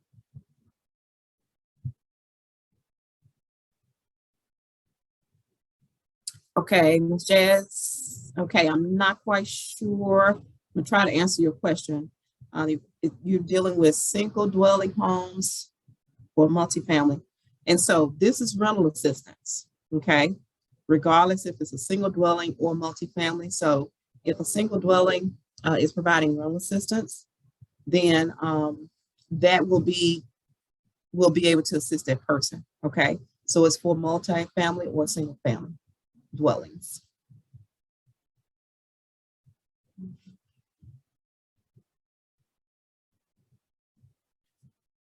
Any other questions? Make sure I get everything. All right. If there are no further questions, that will end my program, my presentation. Okay, I see another question that popped in.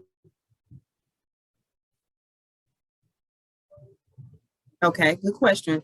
Liberty just posed a question. She said, if we work in housing but not target the specific population, but we need to partner with an agency that does. Yes, absolutely.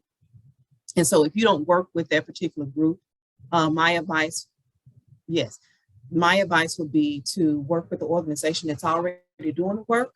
And it could be dependent upon, Liberty, what you're already providing. So if you are a landlord in particular, it would be great that you work with an agency who has HOME-TBRA, and we need landlords. We need landlords to participate in this program. And I would just say that it's on Netflix. I can't think of the name of this movie, but there's a movie that's out there, and I just so happened to just casually watch it. And they were talking about, this young lady was going through, and they brought up about the Teeper Program. That's the first time I've ever heard anybody else outside of the grant world that talked about TBRA. And it just showed in the movie how difficult it was, just to find landlords to actually work with some of our clients sometimes. And so we try to make sure that we take away any stigma dealing with, our population and the people that we serve. And so any landlord that we have or any additional landlords that would love to participate, I'm quite sure all of our agencies would love for that to happen. And so just to give you an example, currently we're funding a couple different agencies that we work with. Family Safety Center is one of the organizations that we are currently contracted to work with. Also Case Management, we're working with them. Cocaine Alcohol Awareness Program is one of those organizations. YWCA as well. And I may have missed somebody, but those just are some of the examples of the agencies that we work with. Okay, I'm Shirley McLean at YWCA. She will be so happy and excited for you to reach out to her. If you're a landlord and you want to participate and assist the clients, then make sure that you reach out to Ms. Shirley McLean. I think she's in the chat from YWCA. Thank you, Ms. Shirley. We appreciate you.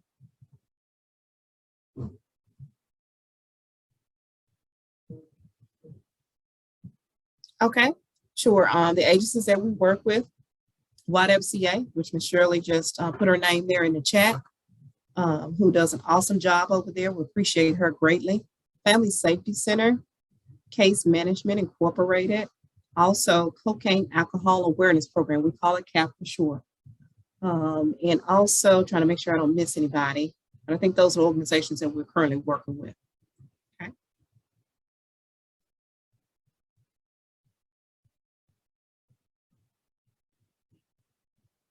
No problem. Any additional questions? Any scenarios you all would like to bring up?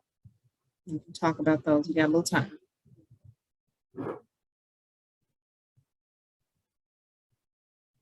Okay.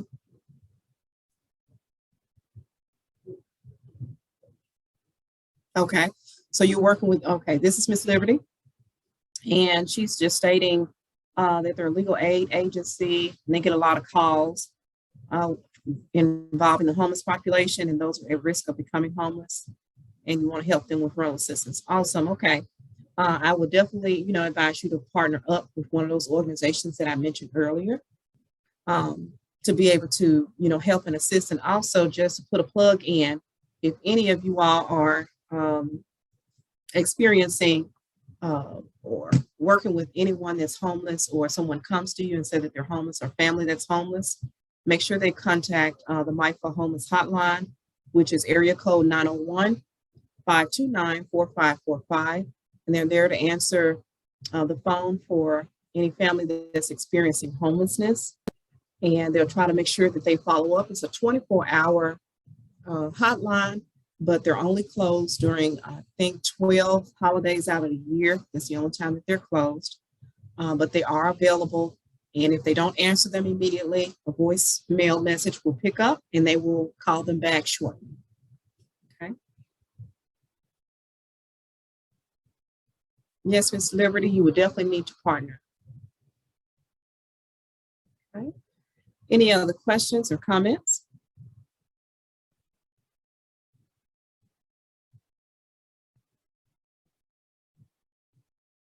Okay, someone said we recently received our 501c3 status.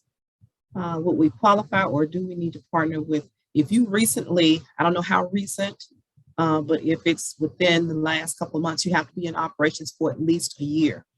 And so give yourself some time. If you're not ready right now, it's okay. It takes everybody some time to be able to do this. It's not easy. And so go ahead and get that experience under your belt, get your organization established, get your strategic plan, get your team together, and take that time to be able to do that versus kind of rushing into trying to apply for these dollars. I will say applying for federal dollars is a huge undertaking, just simply because we have to report to somebody too, which is HUD, our HUD field office. And we have to make sure that we follow our guidelines and rules according to the regulations.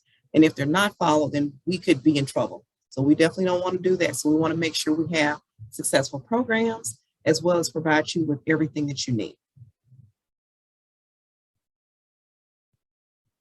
Okay.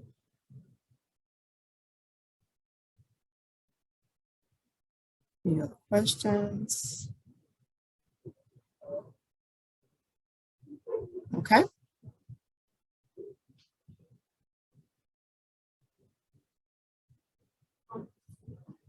All right.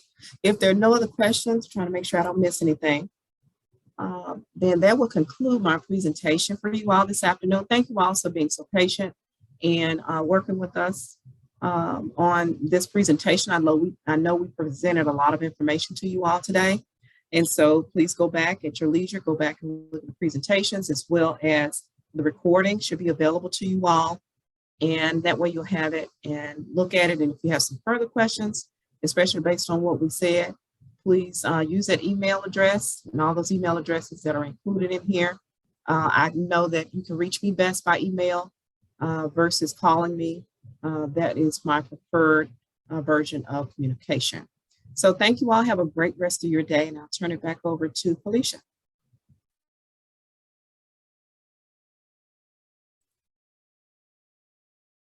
Well, thank you everyone for attending today's sessions. I just want to let you know before we go, we do have additional funding programs here at the City of Memphis Division of Housing and Community Development, our Memphis Housing Affordable Trust Fund, our Neighborhood Economic Development Opportunities Grant, our multifamily housing programs and affordable housing grants, as well as single family housing programs, our affordable home build grant. These are ongoing opportunities. Just check our HCD funding opportunities webpage. On these programs, we do not have a open and close date. It is a rolling date, so a rolling grant round. So you are free to apply at any time that you have your application together. The information about each of these programs is available on our website, and reach out to the program officers for these respective programs should you have any questions. We also have our contract opportunities in our lead hazard reduction program, as well as our weatherization. Again, this information also is available for you to review on our website, and again, reach out to those program officers as well. So we thank you for your time today. And this information, this presentation and PowerPoint and everything would be on our website. Give us a couple of days to get it up. So good luck to everyone. If you have any questions about anything, feel free to reach out to us. My name, as well as Tonya Johnson, our grants coordinator. We're listed here.